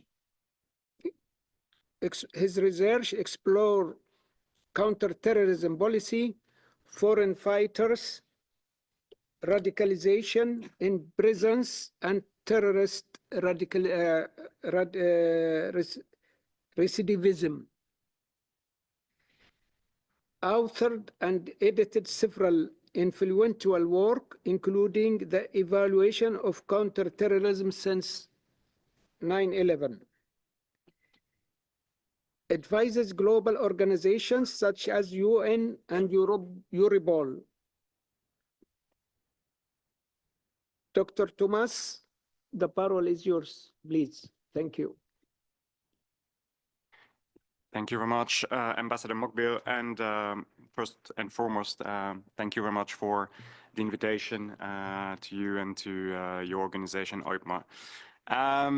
Excellencies, ladies and gentlemen, ICCT, the International Center for Counterterrorism, was established 15 years ago by a decision of the Dutch Parliament to support and inform global efforts to prevent terrorism and violent extremism, compliant and with respect to the rule of law and human rights. That is the mission of my organization. And therefore, it was for me obvious to come here, and I think it is particularly relevant to discuss the issue of terrorism on the occasion of this special day on Fraternity. Hatred and intolerance are known sources of terrorism and violent extremism. In fact, one could argue they're part of the very definition of these concepts. Hatred and intolerance are part of extremist ideologies. Hatred and intolerance are sometimes even replace ideology, as in many places we see an increasing fascination for violence, which becomes the cause for terrorist engagement and sort of supersede ideology. It is also particularly important to have this discussion that we're having today in such distinguished company in this particular place under the auspices of OIPMA. Terrorism and violent extremism are global scourges, global challenges, sparing no country. But it is also well known that terrorism affects the most vulnerable first and foremost. Most terrorist activities take place in countries that are already facing a myriad of other challenges, ranging from conflict to socioeconomic deprivation. And yet too often, this is something that I have noted again and again over my 20 years of career in counterterrorism. Discussions about terrorism concentrate among a small group of countries, a small group of stakeholders, in particular among individuals from Western democracies, and neglect to properly include the most affected voices. So this forum today here strikes me as particularly relevant. It is also a good occasion to remind ourselves and everyone that efforts against terrorism and violent extremism must be locally rooted. They must take into account local needs, local realities, local voices, and concerns of local governments and population. These are those who know best what the problems are and what the solutions could be. Now, I've been invited here to reflect and share some lessons that we have learned about preventing and countering violent extremism and terrorism over decades of efforts. So what have we learned? I will highlight, if you allow me, 5 key lessons that we have learned over the past decades. The first lesson that we have learned is that pure force alone won't work. But yet, indeed, repression, to be sure, is a tool. You need legal tools, legal means, you need law enforcement capacities, you even need the military to be able to respond and repress terrorism and violent extremism when it reaches a certain level. And in that regard, capacity building efforts are still needed in many places. Capacity building efforts for law enforcement, prosecutors, investigators, police, military, civil society. This is all necessary to be more effective. But this is also necessary to be done, again, bearing in mind the respect for rule of law and human rights, because we know all too well that counterterrorism can sometimes become part of the problem. So we need to make sure that we support counterterrorism efforts that are not only effective, but that are also part of the solution and not exacerbating the problem. Secondly, as I said, force alone is not enough. And we have learned over the past decades that force must be complemented with prevention efforts. Prevention efforts include initiatives that seek to address the so-called root causes to violence and to extremism. In general, that includes, for instance, education programs, equality programs, social cohesion, economic development, or programs that support societal resilience more broadly. We've already heard several speakers address some of these issues. There's also more specific initiatives that can strengthen more specifically the resilience of the most vulnerable ones, for instance, the youth or displaced individuals. And there's also initiatives that are specifically aiming to reach out to those that are already concerned or involved in extremism. These are disengagement programs or rehabilitation programs, including those in prison and after prison. All of these are essential to our efforts against terrorism and extremism. And that is, I think, something we've learned over the past 2 decades, specifically this broadening of the counterterrorism spectrum to include prevention efforts. The third lesson that we've learned is the importance of a holistic and collaborative approach to address terrorism and violent extremism. We can only address these challenges if we adopt a whole of government approach, a whole of society approach, but also an international cooperative approach at the regional and the international level. And we've heard His Excellency President of the Southern Transition Council of Yemen particularly emphasize this aspect as well. A fourth lesson is that we also have learned the importance of tailored and targeted approaches to address extremism and terrorism. Before we start any program, any initiative, we need to understand, we need to make sure that we understand what the needs are on the ground. Any initiative, any program must be evidence-based, otherwise it will fail. We also need to work with local actors, local stakeholders. That includes local government, but also local civil society, religious leaders. Again, some of these points have been touched by some of the previous speakers. And in that regard, it is important not only to work with these local stakeholders, but it's also important to consider capacity building efforts towards and aiming at the local civil society. And I'm proud to say that my organization is involved in different regions of the world to specifically strengthen the capacities of civil society organizations that are active in the field of preventing violent extremism. We are, for instance, supporting organizations in Iraq or in the Western Balkans, among other places.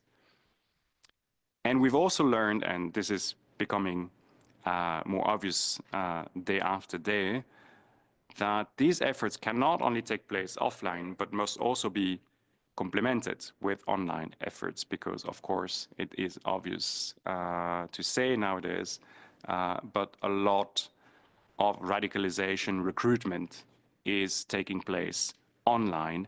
There's also a lot of issues related to misinformation or disinformation or hateful online campaigns that are exacerbating some of the conducive environment or leading to radicalization, and these must be addressed equally to offline issues. And fifth and final observation or lesson, every research, every evaluation that has been done on counterterrorism and the prevention of violent extremism has demonstrated that these efforts to fight or counter or prevent terrorism and violent extremism cannot be conceived outside of the full respect for the human rights and the rule of law. Otherwise, these will inevitably be counterproductive and become part of the problem more than part of the solution. So to conclude, the fight against terrorism and extremism, the fight against hatred and intolerance are inextricably interdependent.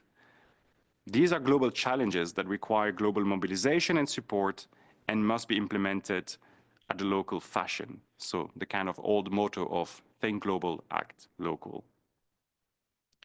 And these challenges, and it's been said again a few times on this panel already, these challenges aren't going away. If anything, these challenges are actually becoming worse and worse year after year.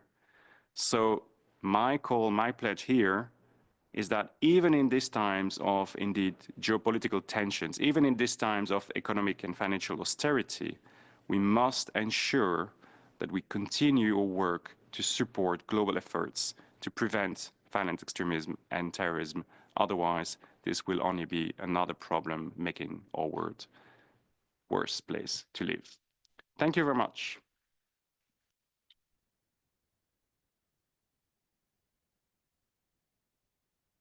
Thank you very much indeed, Dr. Thomas, and thank you for coming here to Geneva from Netherlands. We appreciate that very much.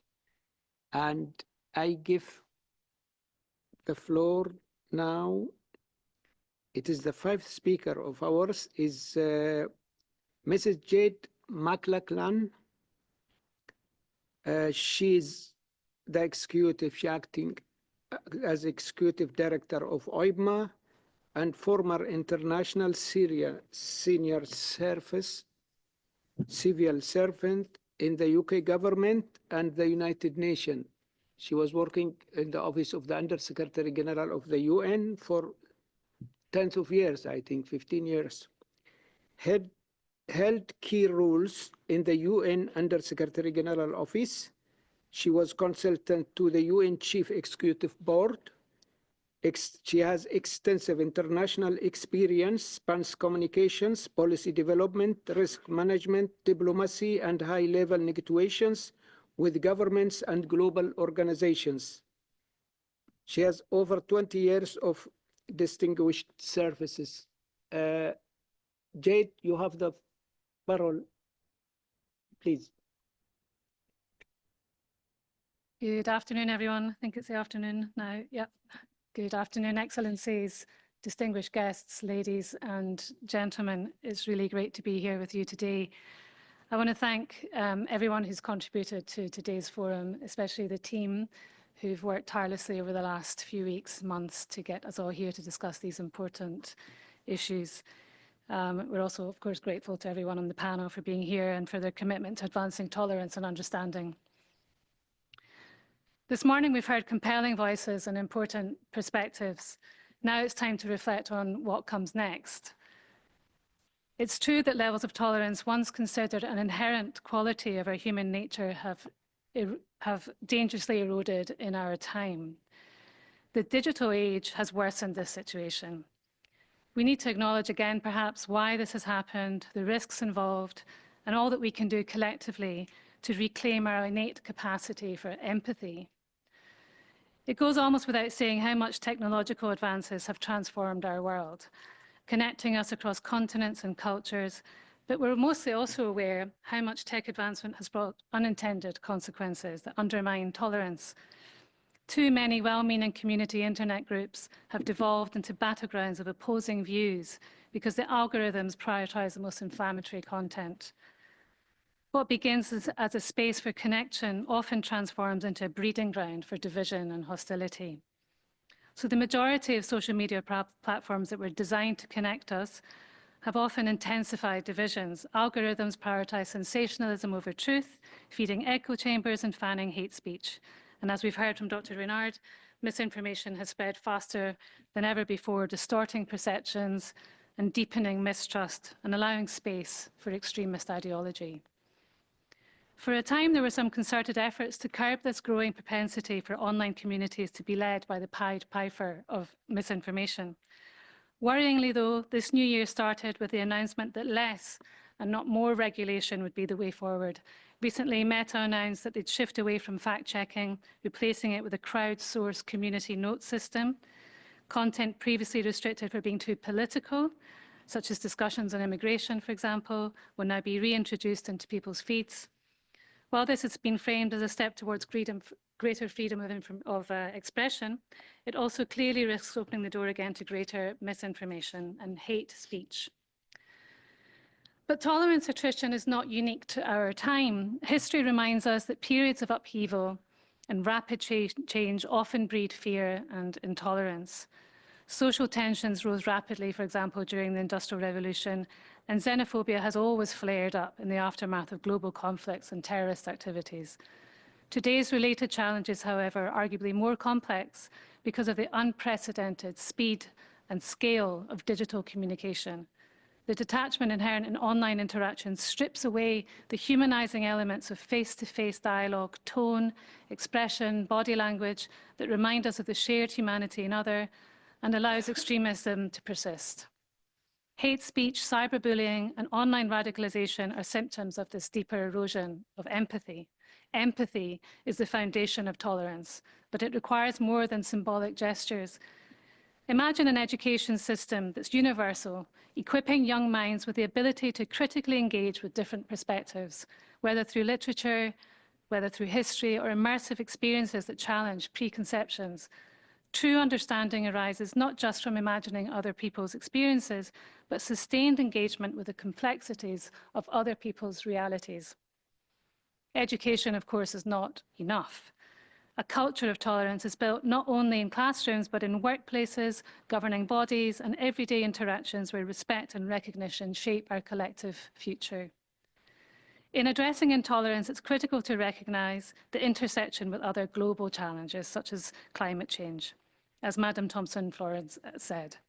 The climate crisis disproportionately affects marginalised communities, worsening inequalities. These impacts create a sense of shared responsibility and solidarity. When communities work together across cultural and societal divides, they can reduce scarcity, they can address resource scarcity, displacement, and competition more effectively.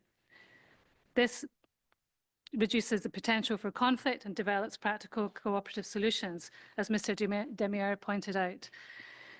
Today's insights strengthen our collective understanding and inform the urgency of what must come next. This is why I'm here today representing OITMA. We want to call for an international decade of tolerance, as Ambassador Muckwill said, from 2025 to 2035. This initiative is a call to action for the international community to prioritise tolerance as a fundamental pillar of sustainable peace and development.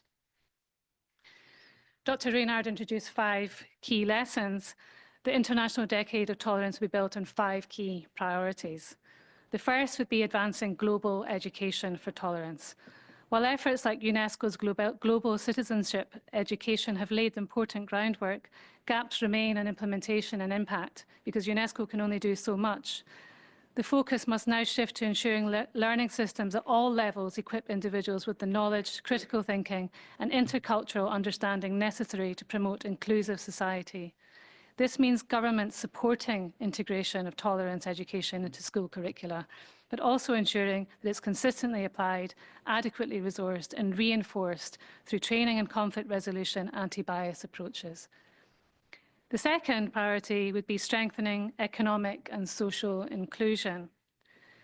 Despite many years' workforce diversity measures and economic inclusion policies, inequalities persist. And in many cases, efforts have unintentionally fueled division. The goal must be to design economic policies that promote fairness without creating resentment and further division. Social protections must be expanded to ensure economic instability does not deepen polarisation, and public institutions must provide fair access to essential services, such as healthcare, housing, and education, ensuring that inclusion efforts strengthen rather than fracture social cohesion. The third priority, upholding human rights and dignity. International human rights agreements have for a long time, aimed to tackle intolerance, but without strong enforcement mechanisms, the impact has been uneven.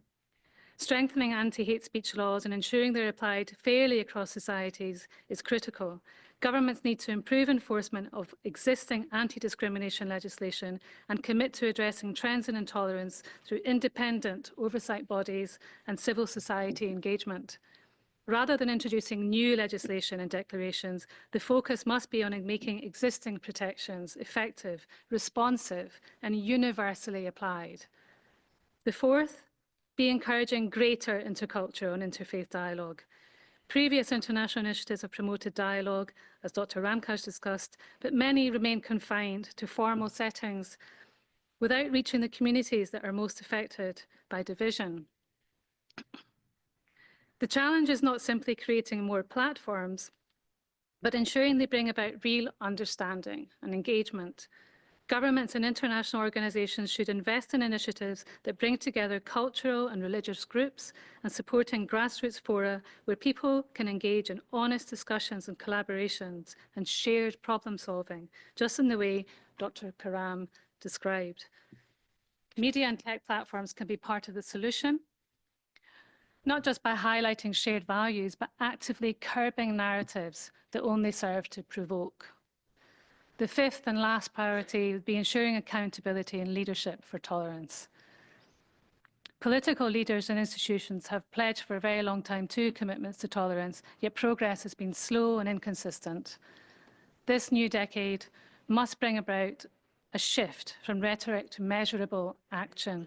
Governments must commit to rejecting divisive rhetoric, not only in policy, but in public discourse. Institutions can track and report progress in combating intolerance through transparent, standardised benchmarks. Businesses must move beyond symbolic diversity efforts and integrate meaningful representation into leadership and decision-making, tolerance being a key competence in that regard. International organizations must establish reporting mechanisms that measure and assess progress, ensuring accountability so that commitments lead to real, sustained momentum. These priorities form the foundation for a global movement towards tolerance, reinforcing the essential connection between inclusion, human dignity, and sustainable peace and development. The Decade of Tolerance needs to focus on implementation, measurable outcomes, and accountability, ensuring that tolerance becomes an enduring principle of global cooperation. This would be with civil society and businesses engaging in co-development policies that promote tolerance. And as Dr. Markovic said, governments committing to implementing the International Decade of Tolerance with measurable targets, and ultimately the UN establishing an annual global report tracking progress on tolerance and initiatives. As we close out this forum and before questions, it's important to reflect on what's been discussed and what must follow. The call for an International Decade of Tolerance is a recognition that without deliberate and sustained effort, divisions will deepen and opportunities for understanding will be lost. Let this not be the end of the conversation, but the start of action. What we've discussed today shouldn't remain here. The proposal needs to lead to action. Governments must embed tolerance in policy, educators must integrate it into curricula, and individuals must practice it in their communities. It's not about broad ideals, but specific actions that ensure respect and understanding are not exceptions, but norms. Only through sustained commitment can we anticipate a future where mutual respect and understanding thrive. Collaboration across sectors, cultures, and borders will ensure diversity remains a strength, enriching societies and strengthening global stability. Hopefully today can mark the beginning of measurable progress toward a world where tolerance is more than a principle. It's a practice embedded in daily life, institutions, and in governance. As for our next steps in OIPMA, we will go ahead and present this call for an International Decade of Tolerance to the United Nations, urging member states to support its adoption. We will engage with international organizations, policymakers, and civil society to ensure this initiative is not just heard, but acted upon. Through advocacy, partnerships, and continued dialogue, we'll work to embed tolerance as a central pillar of global governance and education reform. Our hope is that this forum can serve as a foundation for real, enduring change, helping turn the principles of fraternity and tolerance into lasting global peace. Thank you.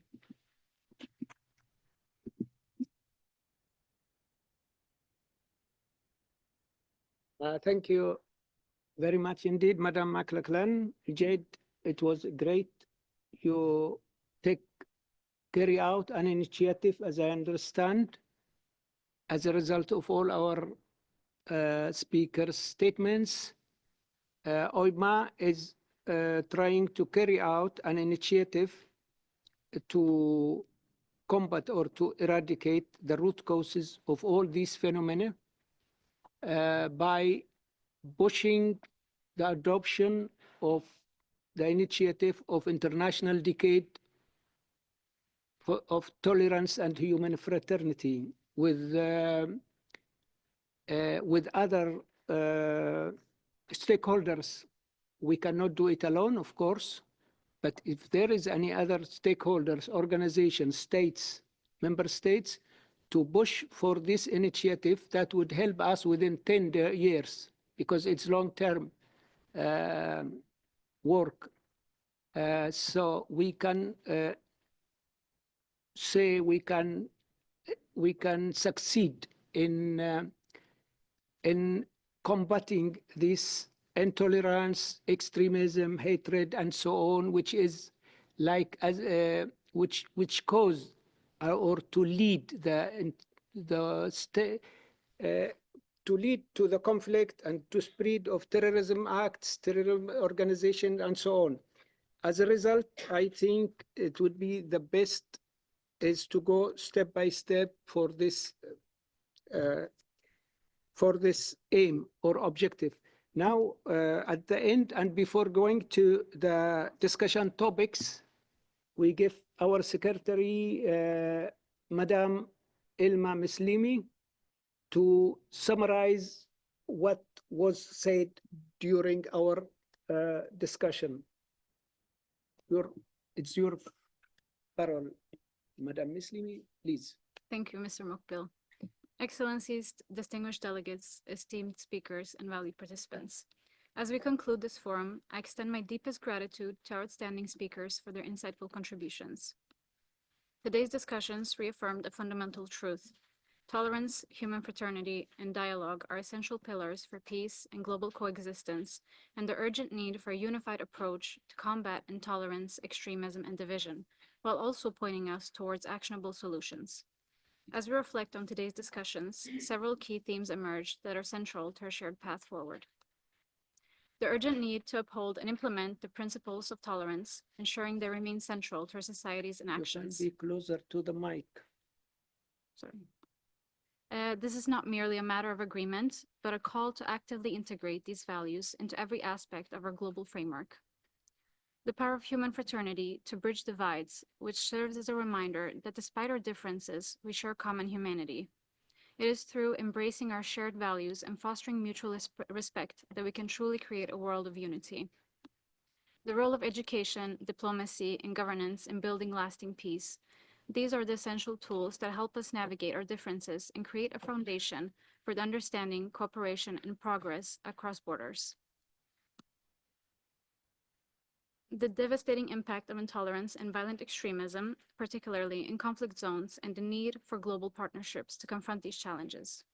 The importance of policy and initiative, innovation, and multifaceted strategies in preventing radicalization. The harmful effects of politicized ideologies on tolerance, highlighting the necessity of inclusive governance.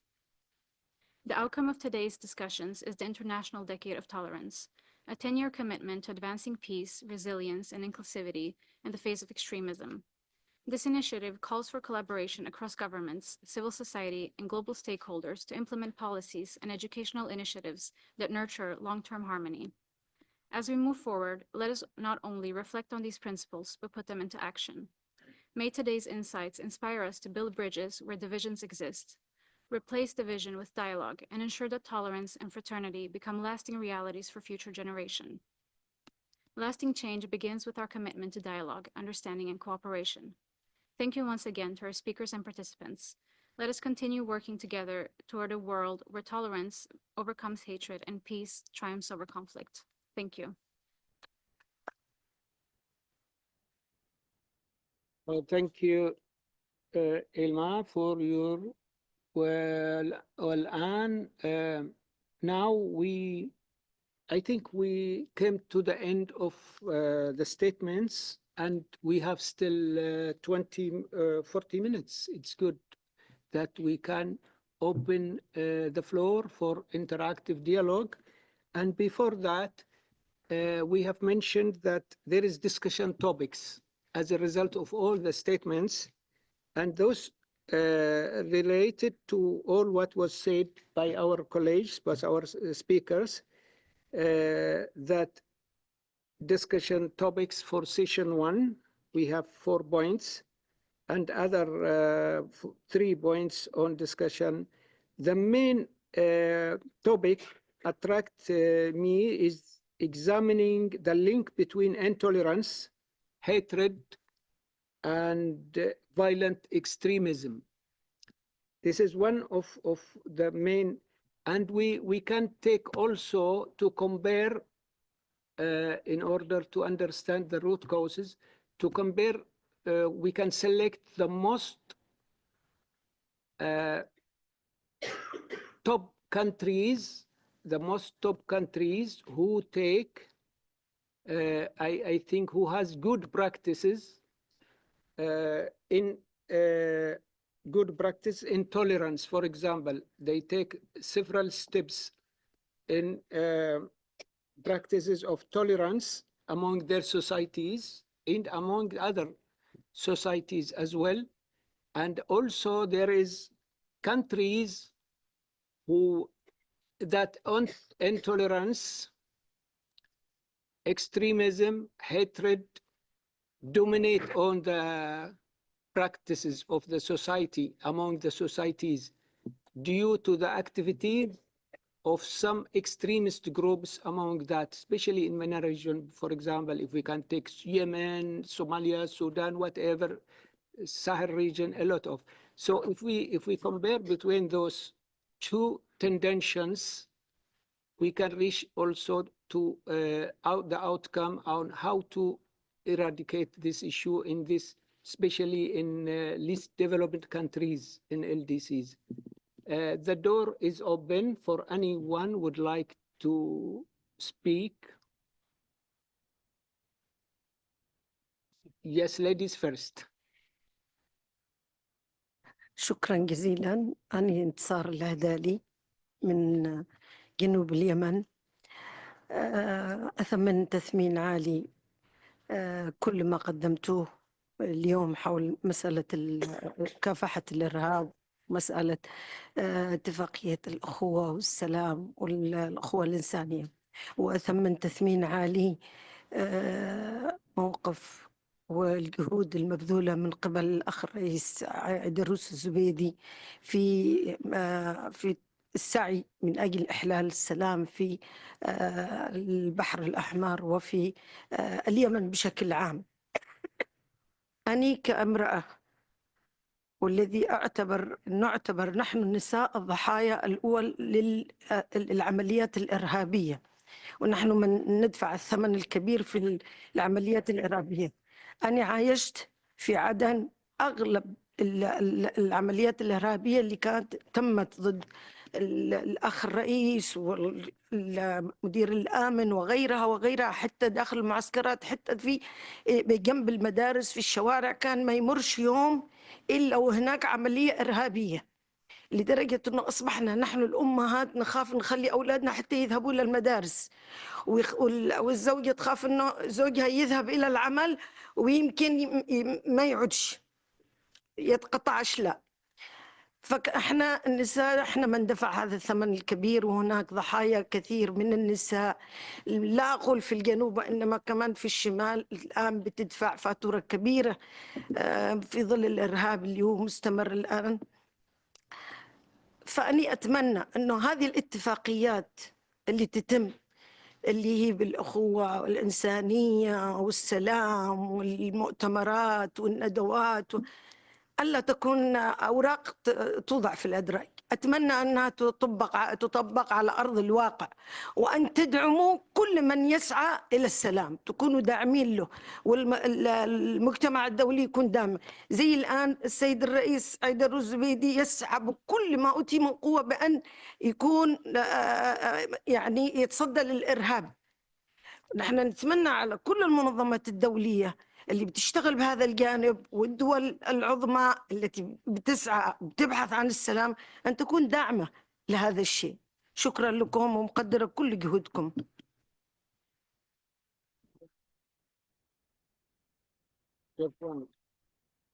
شكرا انتصار. Thank you. تفضل. أسعد الله مساءكم أو صباحكم، ما زلنا في الصباح بالخير والعافية جميعا، وشكرا للمنظمة الراعية التي يديرها سعادة السفير مقبل على إدارة هذه الجلسة، وشكرا للمتحدثين الذين أثروا هذه الجلسة بهذه الأوراق الرائعة والمميزة. لاحظنا، وأنا شخصيا لاحظت من خلال هذه الأوراق، وشكرا للحضور جميعا، لاحظنا أن لدينا منظومة من القوانين والمواثيق الدولية، وكما تفضلت الأخت يعني هي تحدثت عن نقطة مهمة، منظومة رائعة جدا، وهي ثمرة جهد إنساني عبر تاريخنا الذي نستطيع أن نقول 10,000 سنة الماضية. هذا الرصيد وهذه المواثيق والقوانين الدولية هي تعاني من أزمة تفاعل مع الواقع، والواقع هناك يعاني من اختلالات. أنا سأتحدث الآن باسم المجلس الوطني للأقليات في اليمن، وأجدها فرصة رائعة، وكنت أتمنى أن يكون سعادة القائد عيدروس موجود في هذه القاعة، بحيث أن واحدة من الخطوات العملية التي يمكن أن نحققها أن نوجد لقاء شراكة. المجلس الوطني للأقليات يناضل من أجل حرية المعتقد، من أجل حقوق الأقليات، والمجلس الانتقالي يناضل اليوم من أجل استعادة دولة الجنوب. وهناك تقاطع ما بين المجلس الانتقالي ونضاله وبين المجلس الوطني للأقليات حول مسألة المواطنة المتساوية، العيش المشترك، حرية المعتقد، مسألة التعايش فيما بين مختلف الأطياف. أنا أجدها فرصة جميلة في هذا اللقاء، وكنت أتمنى أن ألتقي بالقائد عيدروس هنا ونوجد هذه الخطوط العملية كما تفضلت الأستاذة في كلمتها، أن نبحث وننظر إلى المستقبل ونبحث إلى يعني عن الخطوات العملية في المستقبل. وسؤالي أيضا من خلال الاحتفاء بيوم التسامح العالمي أيضا، وما طرحته في بداية مداخلتي حول كيف يمكن يعني أن نسعى ونوجد مبادرات لإيجاد التطبيق الفعلي لتحقيق هذه القوانين والمواثيق الدولية الرائعة والجميلة، لأننا لاحظنا أن موضوع التسامح اخترق العديد من المواضيع، اخترق الجانب السياسي، جانب التعصب والحوار الديني، اخترق أيضا جانب التعليم، اخترق العديد من الجوانب الإنسانية، وهذا يشير إلى الترابط فيما بين المواضيع الإنسانية لكي نصل إلى السلام، إلى التعايش، إلى المحبة.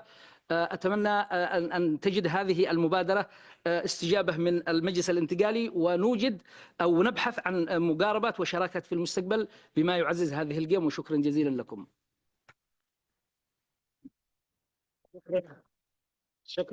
شكرا جزيلا لهذا هذه الكلمة. أعتقد حطيت بعض أسئلة لما تناوله المتحدثين، إذا كان هناك من تعقيب على أو ردود فيما يتعلق بما أثرته من إجابات حول الربط بين كل هذه المسائل.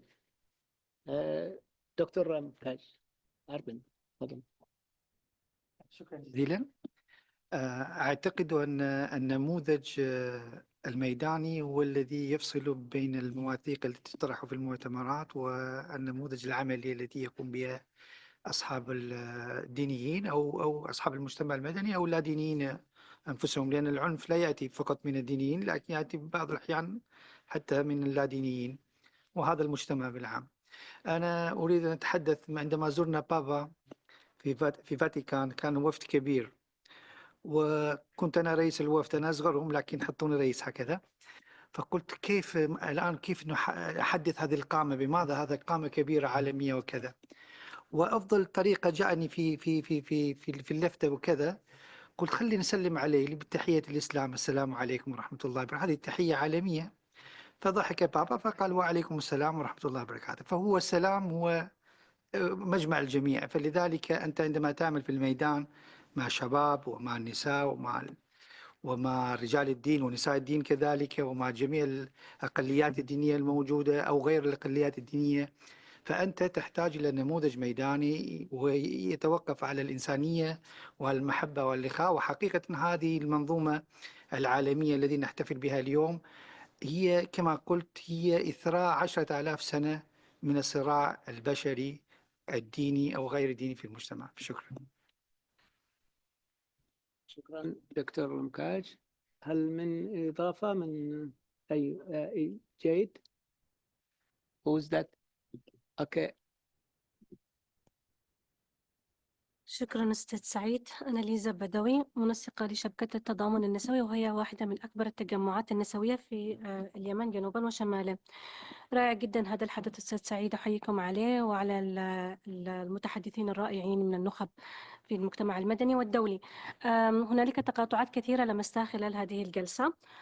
حديث السيدة عزة كرامة في تفسيرها لمفهوم منظور الدولة المدنية وتقاطعاتها مع الدولة المدنية العلمانية التي كانت خلال العقود الماضية، وأيضا الدولة الدينية التي لا زالت حتى الآن هي المسيطرة في منطقتنا، منطقة الشرق الأوسط.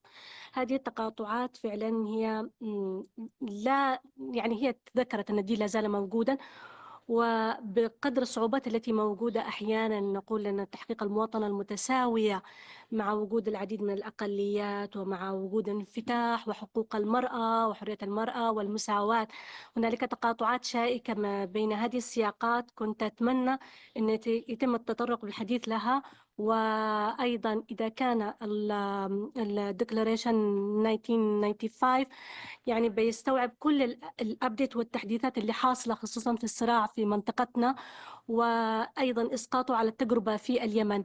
أيضا الدكتورة سارة عندما تحدثت عن تقاطعات تحليل الصراع من منظور النوع الاجتماعي، وهو متقارب جدا مع مقارباته الدينية التي طرحتها السيدة عزة.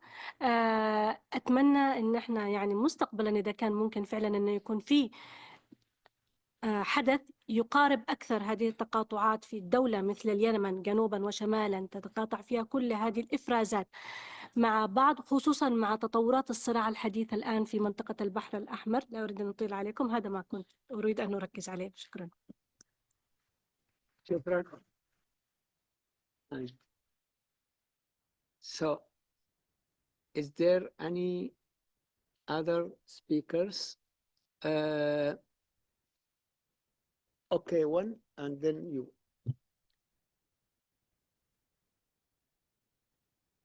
Thank you, Ambassador Mukbil, and thank you for all speaker. I am Hani Laswadi. I am president of Center of My Right for Support the Rights and Freedoms in Geneva. I prefer speak in Arabic because I find it more comfortable for me. Yes, thank you. أريد في البداية أن أشكر المنظمة الدولية للدول الأقل نمواً لهذا الحدث مرة أخرى. شكرا لكم، وشكرا أيضا للدفع نحو اعتماد العقد الدولي للتسامح والأخوة الإنسانية، واللي ذكرتموه أيضا المدام مكلا شلان ذكرته، ونحن معكم في ذلك بالتأكيد. يعني شكرا أيضا للرئيس عيدروس الزبيدي نائب رئيس مجلس القيادة الرئاسي ورئيس المجلس الانتقالي الجنوبي. هو شكل نموذجا لمشاركة السياسيين والقادة في مؤتمرات مهمة حول الأخوة الإنسانية، وهذا طبعا ضمن النماذج الإيجابية التي نسعى أن يكون السياسيين مشاركين، لا أن يكون السياسيين محرضين ضد العنف. وكما نشهد في كثير من مناطق العالم، نشهد الآن في الولايات المتحدة، كما نشهد من أمريكا، أن بعض السياسيين قد يكونوا محرضين زي ترامب لأعمال العنف لعدم وجود الأخوة الإنسانية. وبالتالي نتمنى أن يشكل هذا رغبة حقيقية لدى فخامة الرئيس عيدروس لإرساء منهج الأخوة الإنسانية في جنوب اليمن، وهي منطقة عربية، وأيضا أن يستمر دعمه لجهود المجتمع المدني في تعزيز هذه القيم الإنسانية. هذا أيضا يقودنا للحديث أن فكرة هذا اليوم العالمي أصلا هي كانت فكرة عروبية ما بين الإمارات العربية المتحدة وما بين مصر، وتم اعتماده من الجمعية العامة للأمم المتحدة.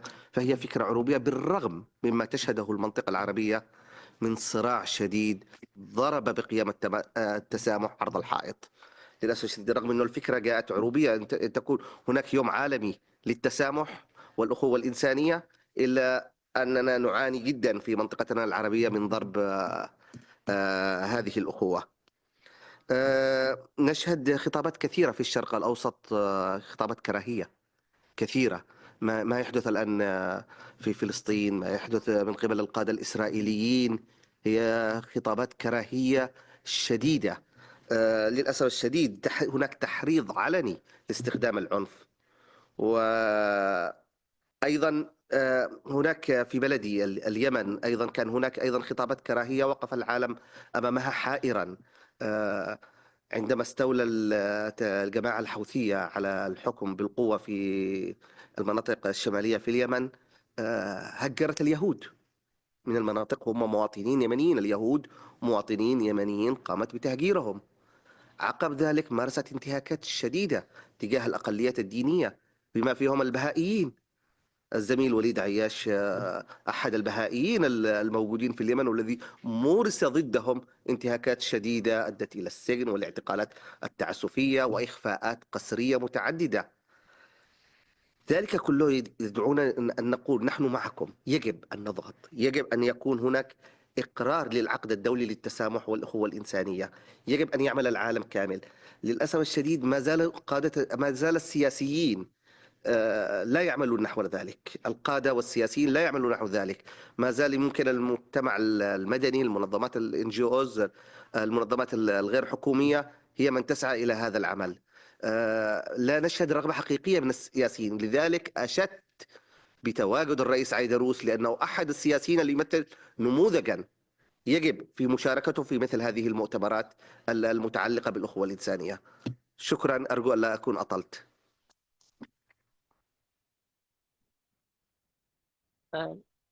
عبد الناصر تفضل.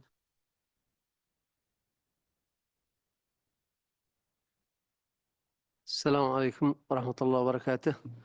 عبد الناصر عبيد. عندي ملاحظة يعني ما حد بيتطرق لها، خاصة في أروقة الأمم المتحدة دائما يتجنبوها، وهي علاقة الإرهاب بالفساد. يعني الدكتور توماس متخصص بهذا المجال ومن أوروبا، ودائما يعملوا مسافة بعيدة بين الإرهاب والفساد.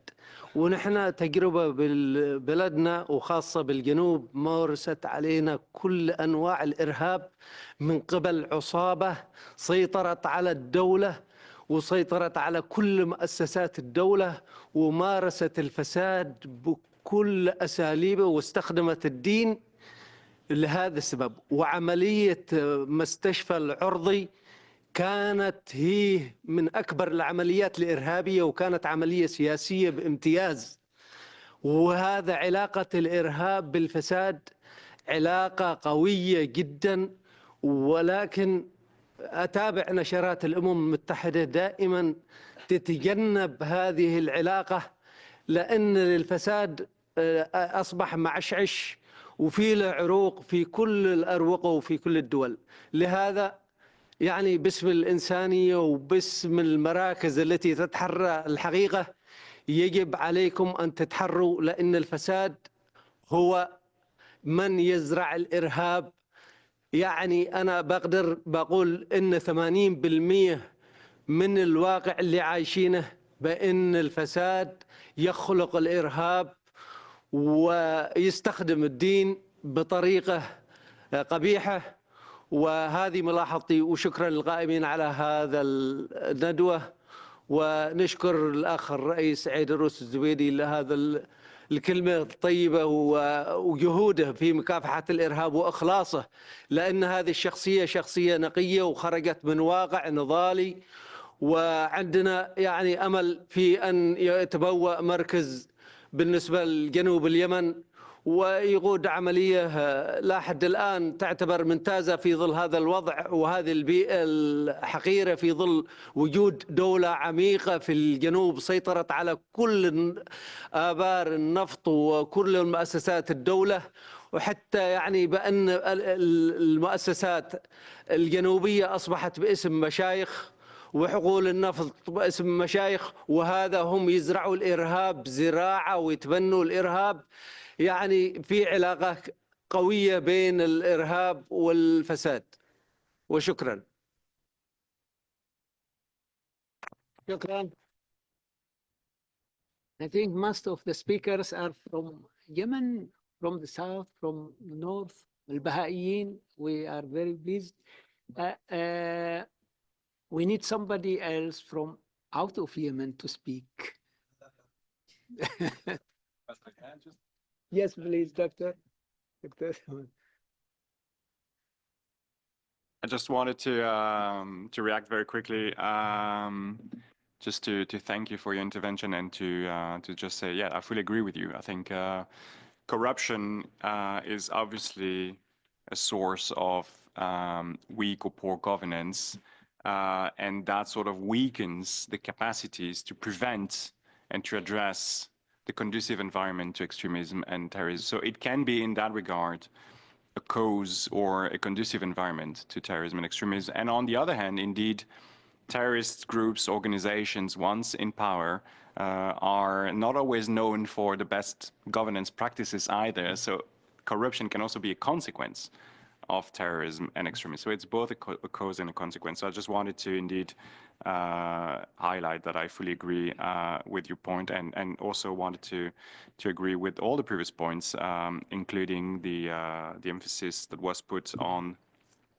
gender-based violence, including by terrorist organizations, but also the emphasis on women, but also on victims of terrorism more broadly. I think that's also something we have learned over the past decades, that oftentimes when we talk about terrorism or counterterrorism, we sort of obscure or forget the key stakeholders, the first stakeholders, which are the victims of terrorism. And I think what we have seen in the UN context and in other contexts, its efforts to try to bring victims of terrorism more to the fore. And I think that is important to also emphasize that these efforts must continue.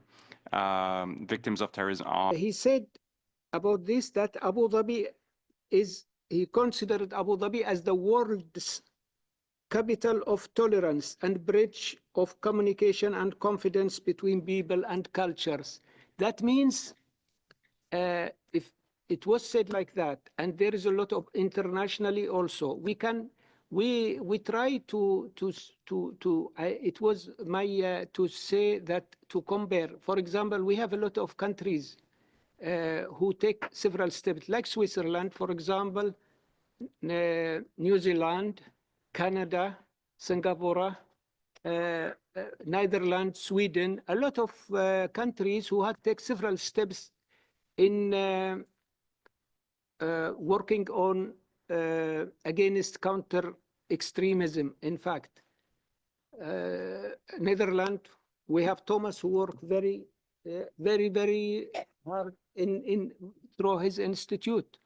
You see, there is a lot of activities in Europe, in different countries, in Asia. Bhutan itself, it's a very small country, but if you go and to look at Bhutan, you can see there is a lot of, in Singapore, different nationalities, different groups and so on, but they, different religions and so on. So there is a lot of positive activities. Meanwhile, in some countries, especially, we focus on LDCs. When we follow up the issues of LDCs in Sahel region, in the Horn of Africa, in Afghanistan, in Yemen, we see that the extremist groups, the extremist ideology, the brainwash of children, like in Yemen, as our colleagues in brainwash of children started from schools, from the curriculum in the schools, from mosques, from even camps. You see, they brainwash and they push for hatred, sectarian hatred. I don't know why this type of ideology becomes more dominated in these countries. Now, for example, you can see the Muslim Brotherhood in Yemen. They have their ideology, and they do to push for extremist tendency. The Houthis themselves also, they have done a lot of, now they destroyed in fact, they destroyed the young people, the children. Millions of children now, they became victims of the Houthi policy. In all cases, that's why we try to call for international decade of tolerance and human fraternity in order to help those countries, especially in the crisis LDCs, where is conflicts, where is spreading of terrorism, terrorist ideologies, extremists, and so on.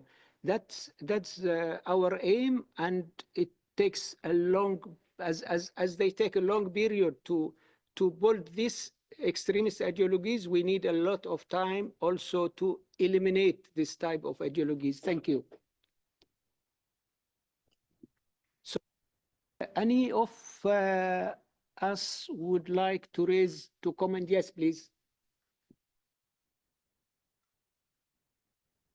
Hello, can you hear me? Yeah, this is Yamos Khanyar, the Executive Director of the Youth Center for Dialogue and Peace. As you mentioned, you need to ask a question from some other countries. I'm from Afghanistan. And I just saw that you have activities in Afghanistan. So I just want to know what you have done the last 3 years, since we all know that what's going on inside the country. So I just want to know your insights.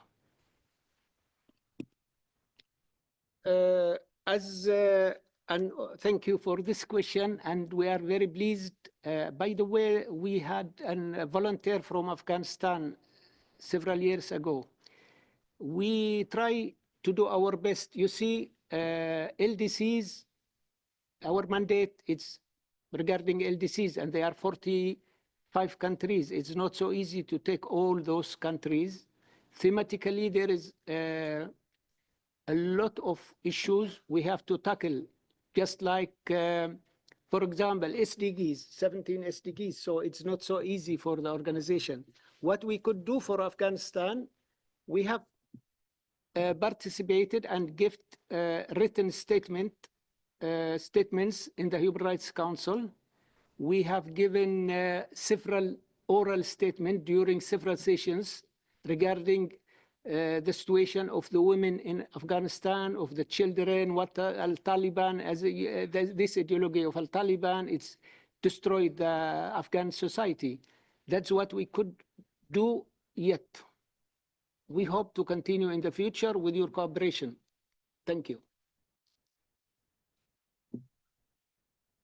Because when it's come to human rights, most of the organizations emphasize about women's rights. They never indicate the right of young men.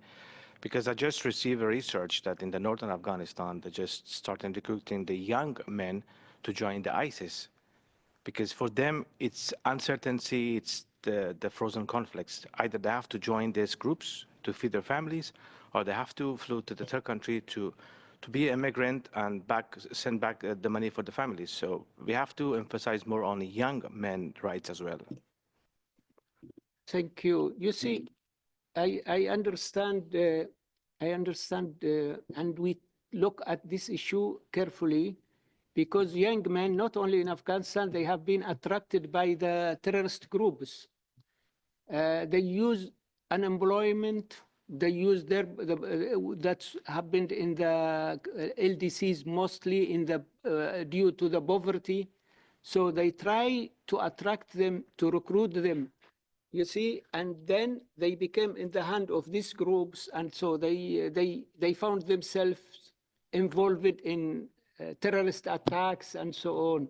And that's why we called for this international decade for tolerance in order to eliminate this extremist issue and to eradicate terrorism.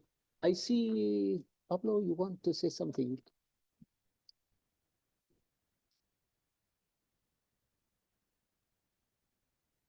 Yes? No? Yes. Yes, great. Okay, thank you for the question. And you're doing an excellent job. Congratulations. Just maybe to add something, of course, the SDGs are challenging for everybody, you know, even for big states. You can see the SDGs on the paper, but then in practice it's totally different. And there is a big gap, honestly. So once again, the difference between the SDGs and the Millennium Development Goals is about, we're going to focus on the beginning, the roots of everything. And of course, education is one of the aspect of the solution, but also to support, and that's also a way, you know, I mean, to support youth people to avoid to take part in these, I mean, to take part in different groups, terrorist groups, etc. So we need to reinforce and also to, I mean, the dialogue is really important, and that's one of the key points regarding this aspect, because we're always talking about education is interconnected with the other SDGs. But in reality also, and that's why we're here also today, it's the dialogue, and we need to confront governments about what's the reality, what's happening on the field, and how can we achieve together these type of issues. Yes.